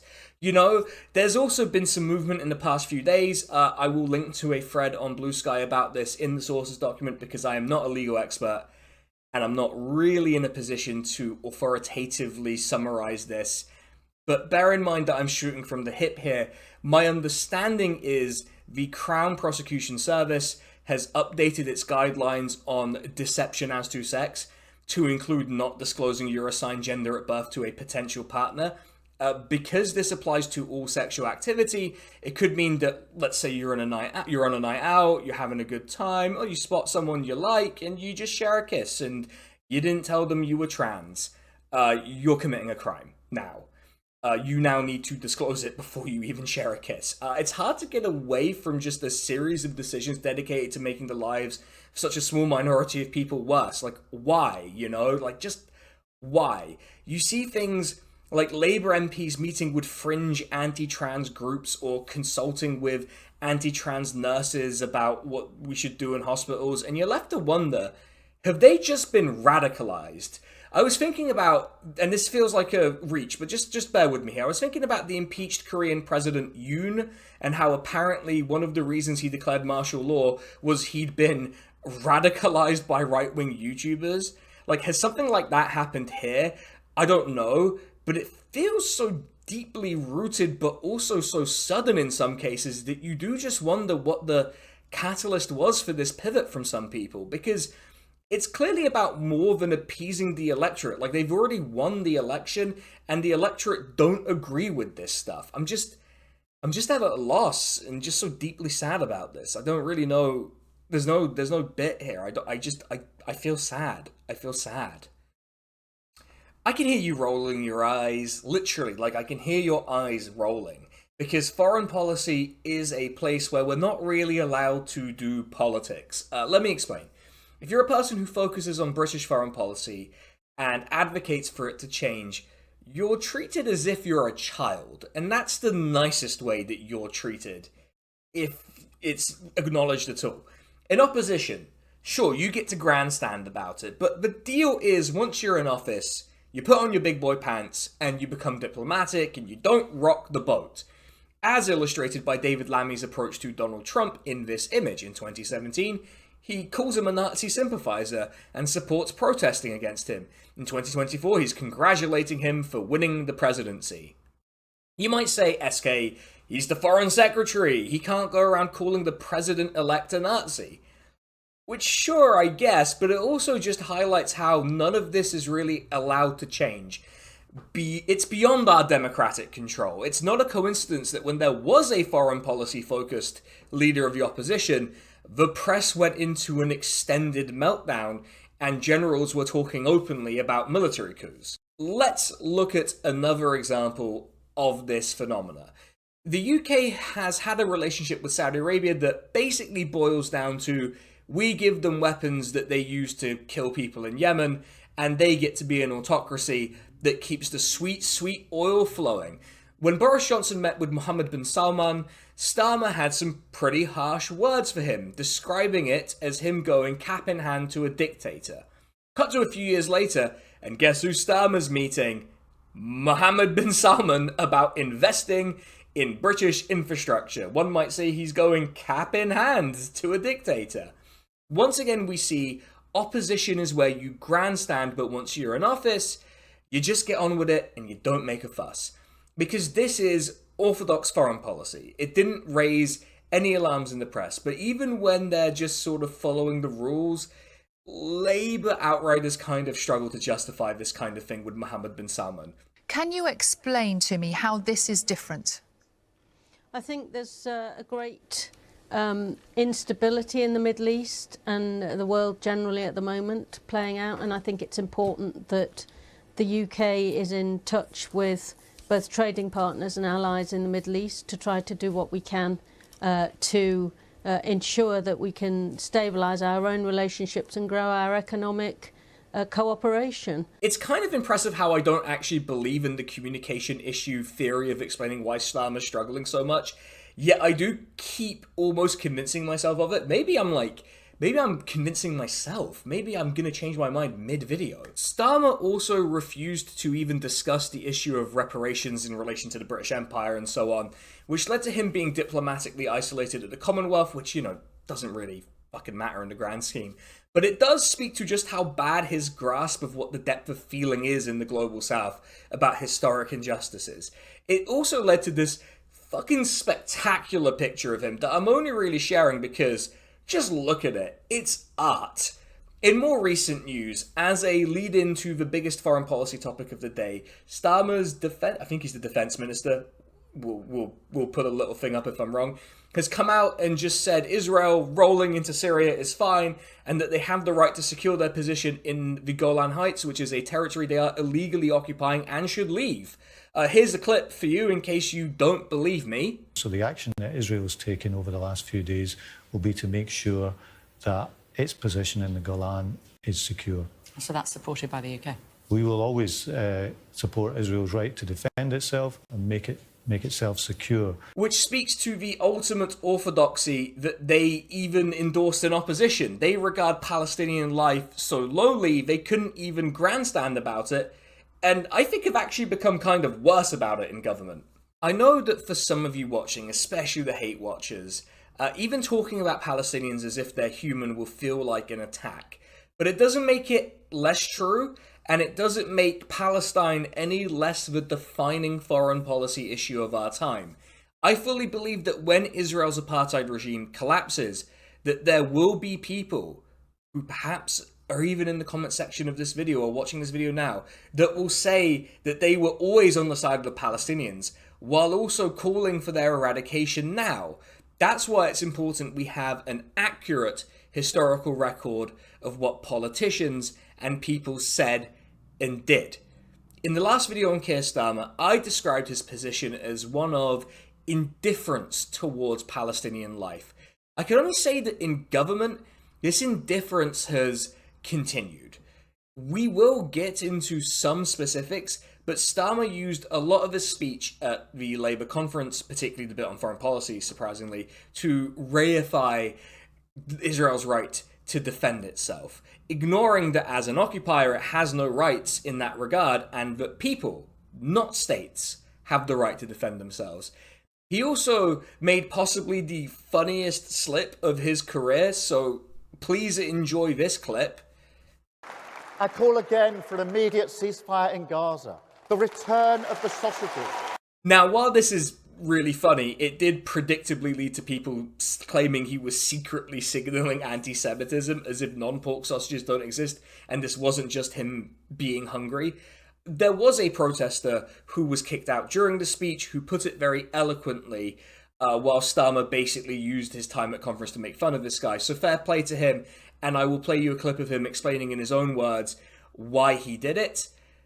I hadn't planned on saying anything. It's just when I heard him speak about how he wanted to ceasefire in Gaza and Lebanon, just the hypocrisy on how every day we're still sending British bombs and British bullets that are being used in Lebanon and in Gaza right now. And the Prime Minister, he could stop that. He could stop that right now, but he doesn't. And he says that he wants things to stop, but he won't lift a finger to actually stop them. There was, I think, another protester, a different protester, manhandled out of Labour's conference, and you can see from this Owen Jones tweet that he got himself roughed up pretty bad and was called a weasel for his trouble. That is how pro-Israel Labour are. They are deploying violence in Britain against British people to crush dissenters. Labour MPs are also hanging out with Israeli ambassador Tzipi Hotovele as part of Labour Friends of Israel's various events. She even made this lovely collage for us to admire of all the big Labour people she was meeting. So the deal with her is she's an anti-mixed marriage politician. Like I mentioned this in a video before, but she thinks Keir Starmer's marriage should be illegal. And if you met someone today in Britain who was anti-interracial marriage, you would immediately leave that conversation and go literally anywhere else. Yet Labour MPs are just chilling with her. Almost like they don't think Palestinians are equal humans. It's almost as if there's some kind of problem here that needs to be dissected. When asked if he'd end arms sales to Israel, which Labour have done a little bit of, they have suspended some arms licenses, he basically ignored the question, which to me suggests we're going to keep selling them weapons they're using to commit genocide. Because why? Because they're assuring us they're not using them in the genocide? Like, would we accept that assurance from Iran? No, we wouldn't. And we know we wouldn't, because even though when Iran launched its missile attack on Israel, it appeared to specifically be targeting military installations and targets, because, you know, they actually have more respect for civilian life than Israel. Starmer lied about that and said they targeted civilians, which was not true. In fact, it was revealed that the UK had been flying reconnaissance missions for Israel, which means that we, under Labour as well as the Tories, are an active participant in their genocide, and our support is so deep, apparently, that Brits may well have to die to defend Israel, according to the UK's ambassador to Israel. To which I can only say, you first, buddy. You first. Then the issue of the genocide itself came up with Foreign Secretary David Lammy saying that correctly calling the genocide what it is undermines the seriousness of previous genocides. Keir Starmer has also followed up, responding to a question from the independent MP Ayub Khan with, it would be wise to start a question like that by reference to what happened in October of last year. I'm well aware of the definition of genocide, and that is why I've never described this and referred to it as genocide. To which I would say, are you aware of it? Inquiring minds want to know, which is why the Independent Alliance group of MPs asked the Prime Minister about this, and the Attorney General, who's the UK's most senior political lawyer position, you know what it is, if he'd advised him on the matter and on the definition of genocide. So far as I know, there was no response to that, but David Lammy got it in the neck from Francesca Albanese, the UN Special Rapporteur for the Occupied Palestinian Territories, who called him a genocide denier. It's actually quite a fun clip, so you know what? We're going to throw in more clips. All of the clips at this point. I'm so done with this. Somewhat I hadn't realized that Mr. Lammy was a lawyer. So I said, as a politician, you might say that for political convenience. You are still a genocide denier. Because, excuse me, what are you saying? Basically, Labour's position, even though they may say they've come around to the position that the public have been calling for with regards to a ceasefire, is that they're still operating on the same fundamental assumptions that led to them getting into it with sections of the public who exercised their frustration at the ballot box. You know, we talked about that. Remember how John Ashworth's going around crying about stuff? Yeah, that. They're still doing that. There's one other kind of interesting aspect of Keir Starmer's foreign policy I'd like to think about, which is that he and his government seem to have a special relationship with Italy's far-right government led by Giorgia Meloni. In fact, Yvette Cooper recently attended a festival called Atreu, a festival run by Meloni's own far-right party's youth wing. She is also expected to attend the Atreu Festival, an annual event organised by Italian Prime Minister Giorgia Meloni's Brothers of Italy party, where she will speak alongside Mr. Piandatossi on tackling migration across Europe. You might think it'd be rude or something to just say like, hey, I'm too busy, thanks for the invite, but I'm too busy. But no, that is generally how you handle these things, apparently. And what I can conclude from this is that Labour wants to ally with a far-right government to tackle migration. To give you an idea of some of the previous attendees of this festival, previous speakers at the festival have included former Donald Trump advisor Steve Bannon, Hungarian Prime Minister Viktor Orban, and in 2023, Rishi Sunak, which I feel like that just kind of says a lot about this place, doesn't it? which we might take two ways. Either the far-right youth festival is being won over to the centre-left, or the self-described centre-left is embracing the far-right. Which one do you think is more likely? I don't know. Feel free to tell me. Now, I want to take a detour real quick because this is something I cut from my last video and I promise I shoehorn it in. Starmer does really seem to have a special affinity for Italy because, and I promise you I've tried to verify this in as many ways as I could, and I couldn't really find anything that contradicted this, Keir Starmer was Silvio Berlusconi's lawyer. It's a weird one for sure. This seems to have been happening when he was also leader of the opposition, and it makes me wonder how much of this connection to the Italian right is via his favourite client. Because he does seem to be very personally close and affectionate to Italy's Prime Minister. To some extent, this isn't unusual. There have been plenty of political odd couples that have had really good working relationships with each other across borders and political divides. It's been known to happen. These things do have a personal component to them, and maybe Keir Starmer's just that charming. Wish he'd do it a little bit in Britain, but maybe he is. Which does make Starmer's choice of friend in this case curious. What is it about Meloni that he likes so much that he's doing fascist salutes with her? Okay, maybe that's an unfortunate picture taken at an unfortunate moment, but they do seem to be really close in these pictures in a way that transcends a working relationship, which has always been how closeness to the far-right government of Italy has been hand-waved, which is hard to take when this is the reason why he is apparently going to Italy. Prime Minister Sir Keir Starmer has said he is interested in learning about Italy's scheme to send migrants rescued at sea to Albania to process their asylum claims as he begins his first official visit to Rome. Just an SK note here, I believe this particular scheme has been squashed by the Italian courts. Hey, remember when I said that Starmer had no moral objection to the Rwanda plan and would look for cheaper ways to do the same thing?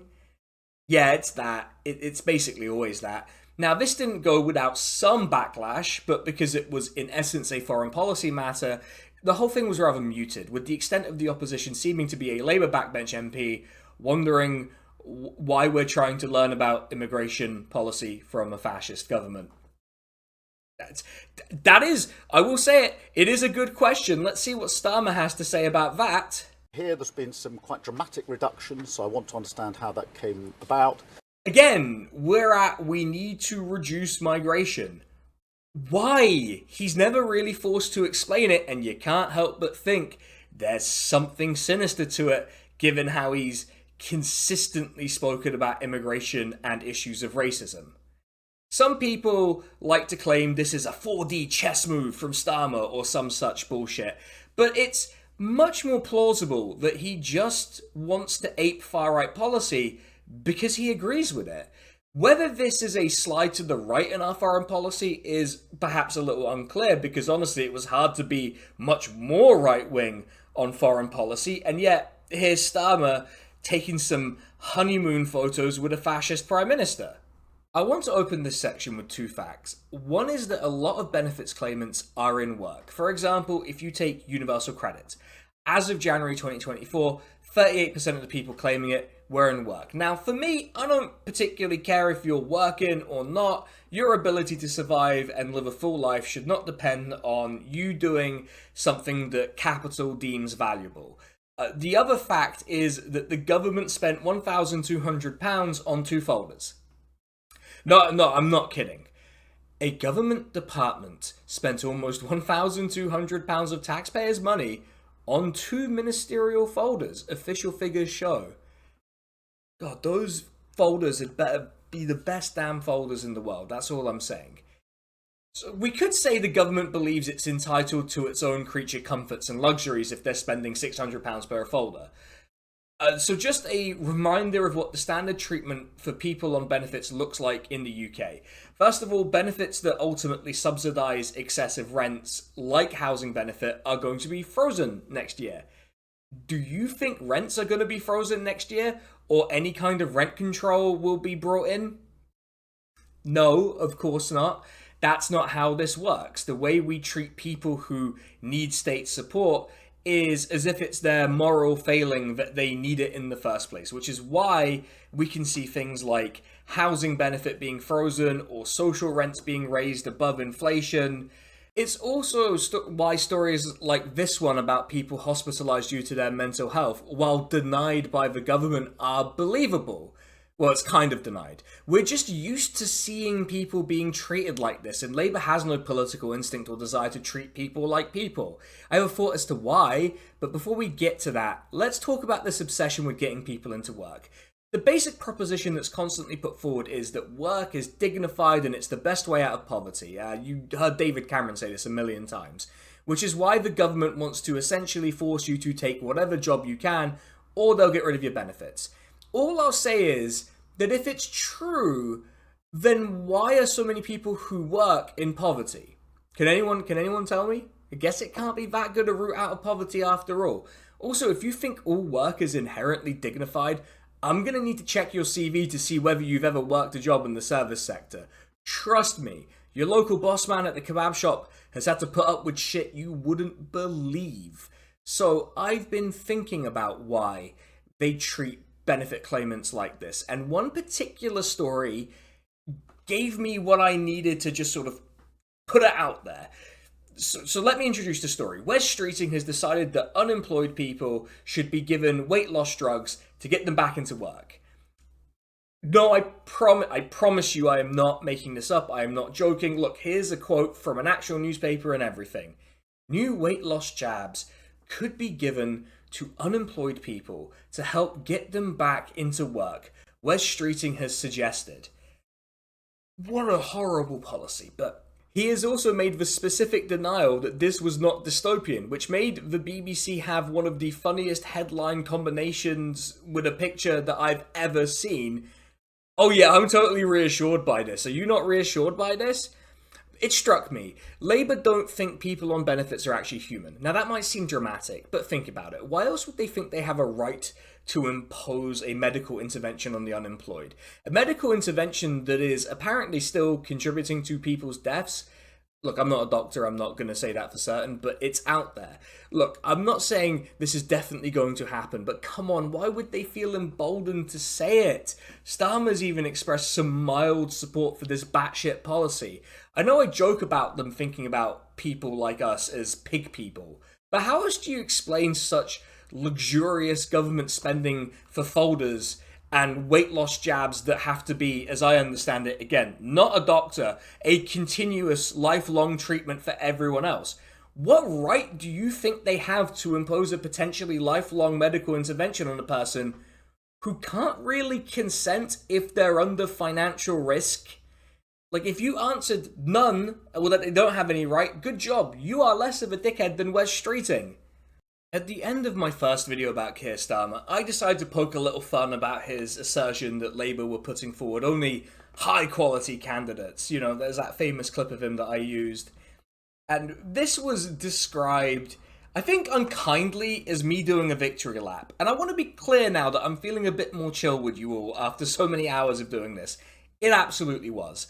First of all, before we get into this section, which I've sort of just kind of mashed together and I'm kind of just weaving through, just to sort of not spoil who we're talking about, I want to remind you all that the longest serving black MP was originally not a high quality candidate or high enough quality for Keir Starmer, and that people who voted to feed children aren't considered worthy of membership in Keir Starmer's Labour Party or government.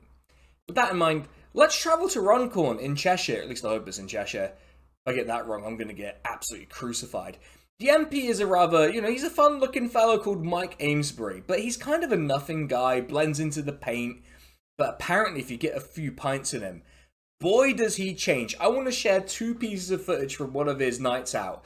This one is happening after a community event opposing violence with the police, which is kind of an interesting group to be opposing violence with, but whatever, which will be relevant, trust me, because I'm going to show you the footage that I have watched many, many, many, many times. This first one shows the incident itself, with the MP landing a really good blow on the guy he was having an intense conversation with there.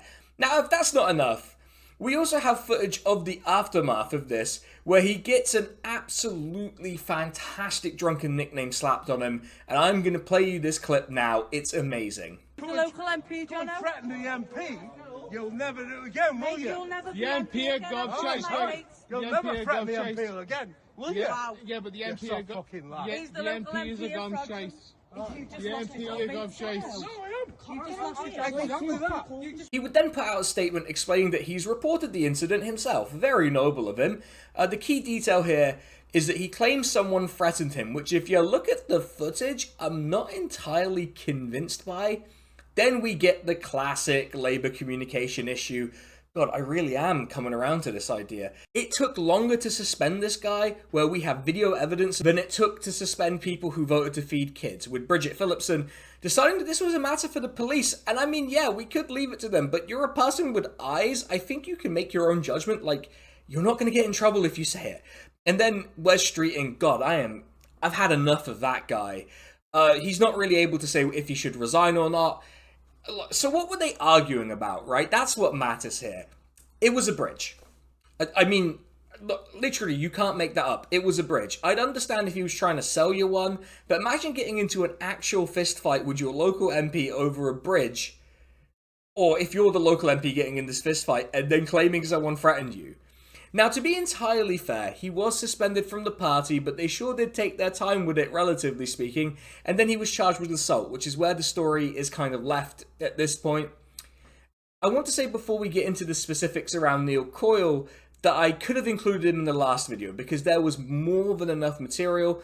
I pulled my punches there because I am deeply sympathetic to anyone who's struggling with addiction and know how much that kind of thing can hollow you out.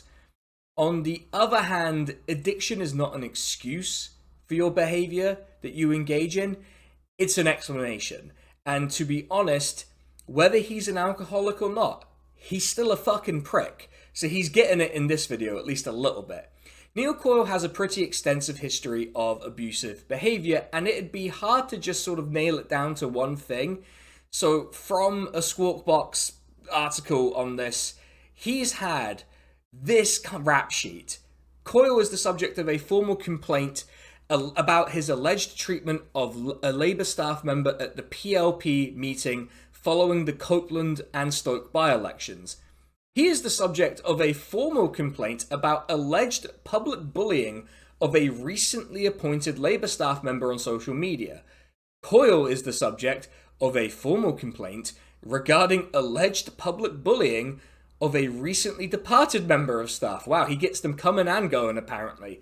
He is under the spotlight for sending abusive emails to 3 members of the shadow cabinet and then promptly leaking them to journalists. Coyle faces scrutiny for using social media to attempt to body shame a parliamentary colleague.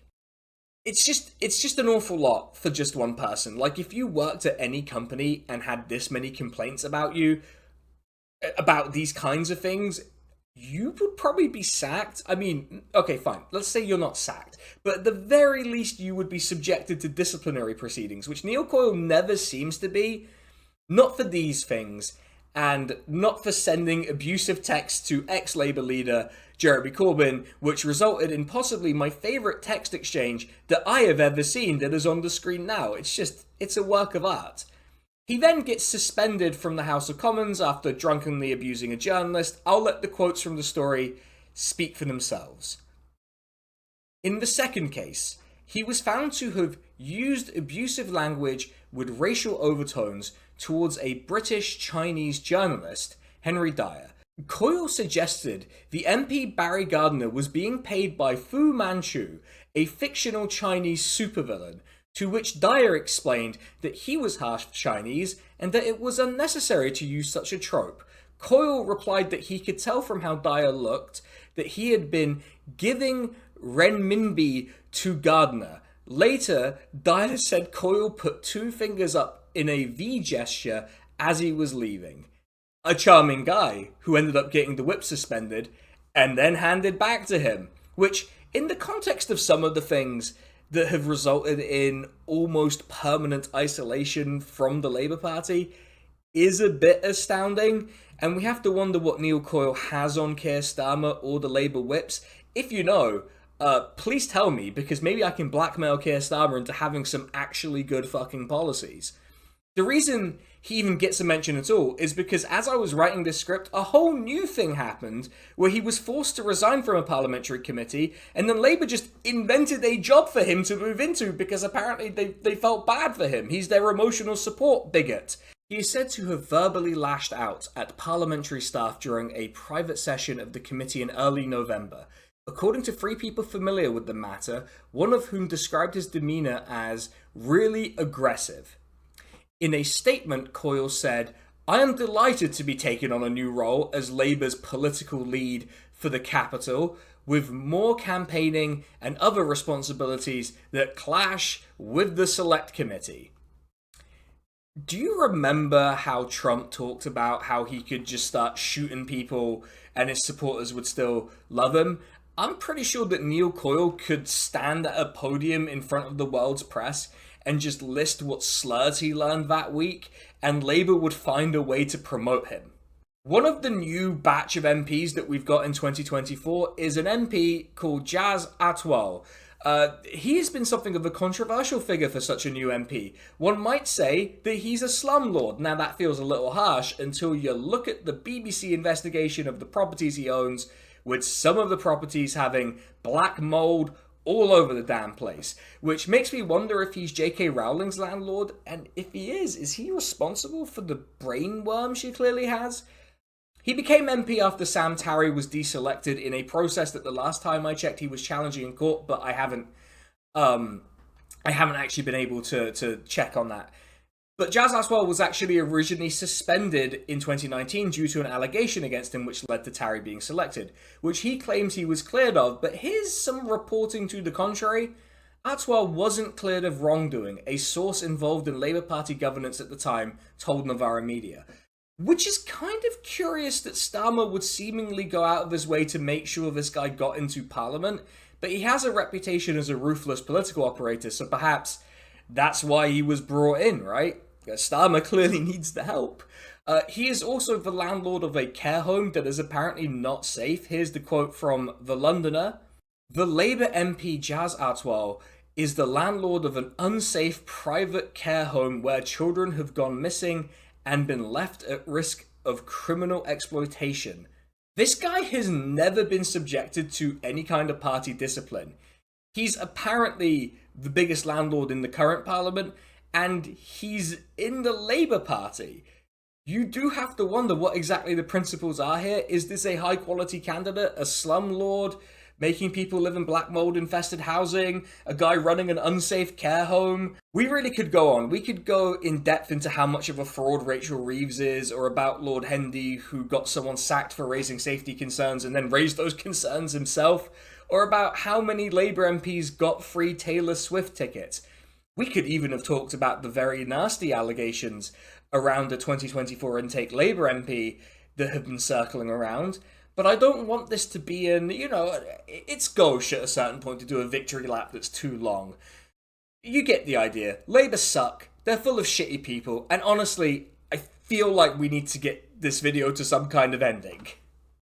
Alright everyone, I'm going to be a bit more lax during this outro because it's been a long video and I think we just want to have a little chat at the end. So I don't really have a particular call to action at the end of this, beyond being mindful of what's next politically after Labour. And we need to understand that the point of doing a video like this is to criticise. And these criticisms, their existence do not make things worse. They are not undermining Labour. Labour is undermining itself, and we need to understand that. And we need to not get into this fight where we're like, oh, this person with 2,500 subscribers on YouTube completely destroyed the Labour Party. Like, if that's true, then Starmer's political project is the most fragile political project in history.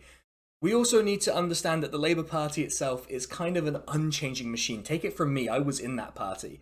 It is an unchanging machine. Trying to change its policies does not work. Please, if you're in the party, leave and do something else. Also, just bear in mind that Labour is a party that is out of control. It is not in control of itself. And you'll see this with things like the rebellion on just not compensating the WASPy women on their pensions. Like, there are apparently going to be 100 MPs who rebel. I don't think that's true, but you know. My other part to think about in this is that Keir Starmer is done. He's finished. Like, it's actually over for him. So now we need to start thinking about what the post-Starmer political landscape looks like. And it's an unfortunate question. It is also an important question. And unfortunately, it does look like Kemi Badenoch and Reform are the primary beneficiaries here. But Reform have been making the more significant gains if you look at the polls, which raises the spectre of Nigel Farage, who I will remind people is the only politician from outside of the two major parties to win a nationwide election. Now, admittedly, these were European elections, which were, I guess in the UK's case, low engagement, low turnout, low information affairs. And that's what our elections are increasingly becoming. And so this is a ripe environment for Nigel Farage, and you already see it, right? You see it in the polls, and the fact that he's in Parliament, and the fact is that he can play the game. He can play the game. And the thing is, this threat was obvious, which was why I did that first video where we spoke out. You know, I spoke out. Plenty of people spoke out against Starmer's constant left punching and concessions to the far right, because conceding to them never satisfies them. It can never satisfy them. And this is why I think the focus for the channel in 2025 might shift a little bit to thinking about the British right, particularly British fascism, which is a tradition that Reform draw on. Often when you do a video where you criticize Labour, people come in and they're like, oh, so what's the alternative? What's the alternative? It's your job as a critic to create a political alternative. And no, it's not the point of political criticism. My point of political criticism is not to create an alternative. Like, it's not my job. I'm not that. That's not my role. My role is to critique, to criticize. But in terms of alternatives, there are rumours that Jeremy Corbyn is going to form a party. Now, I don't put much stock in this. I don't think it's going to happen. But a friend of the channel, Phil, I forgot his surname, but he's called Phil. He goes by a very public sociologist. He's done a blog post that pretty much covers my thoughts. Of course, there's the Green Party, but the alternative is not in electoral politics, right? I don't think it's in electoral politics. I think we need to broaden a little bit, because the movement we're confronting because of Starmer's failure is not one that is married to electoral politics in itself. And I think that's what's important. And also, I guess, if you are in Labour, if you insist on staying in Labour, demand better, I guess, but I don't really know what good that's going to do at this point. But with that, everyone, it's day 4 of my recording. I have this much non-alcoholic beer left, and I would like to say cheers, thank you if you've watched all this way, and I'll catch you in 2025. Merry Christmas, Happy New Year. So I would like to thank Emir, who made the thumbnail for this video. Absolute perfect master crafting of my vision here. He's done a fantastic job with this thumbnail.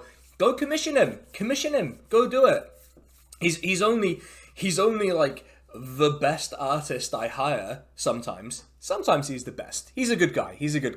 I'm not saying nothing. I also need to thank my proofreader, who read this as I was writing it, and she did a fantastic job, and so she gets all of the credit for how this has come out. If it's come out bad, it's her fault, but if it's come out good, it's also all hers. And I need to thank the patrons and members, particularly the top tier patrons, Droneriff, Mercutio, Kersley Scheider, John N. and Liron, and the YouTube members Nadir Jiwa, Katie Marshall, Roger Zugi, and Scaly Bubble. Thank you to all of them. Remember, if you would like to join the Patreon, from the video being out until 1 past midnight on New Year's Day 2025, there is a discount code available for half off the top 2 tiers, which get you all of the benefits. The code is 2Keith2Furious. That is the number 2, Kieth, the number 2 again, Furious, spelt the normal way, well, the British way, which is the normal way and the best way. I don't know if Americans spell it differently. I always assume they do. But with that, everyone, once again, Merry Christmas, Happy New Year, and I will catch you on the next one in 2025. Peace. Oh, at last, it's done. It's done.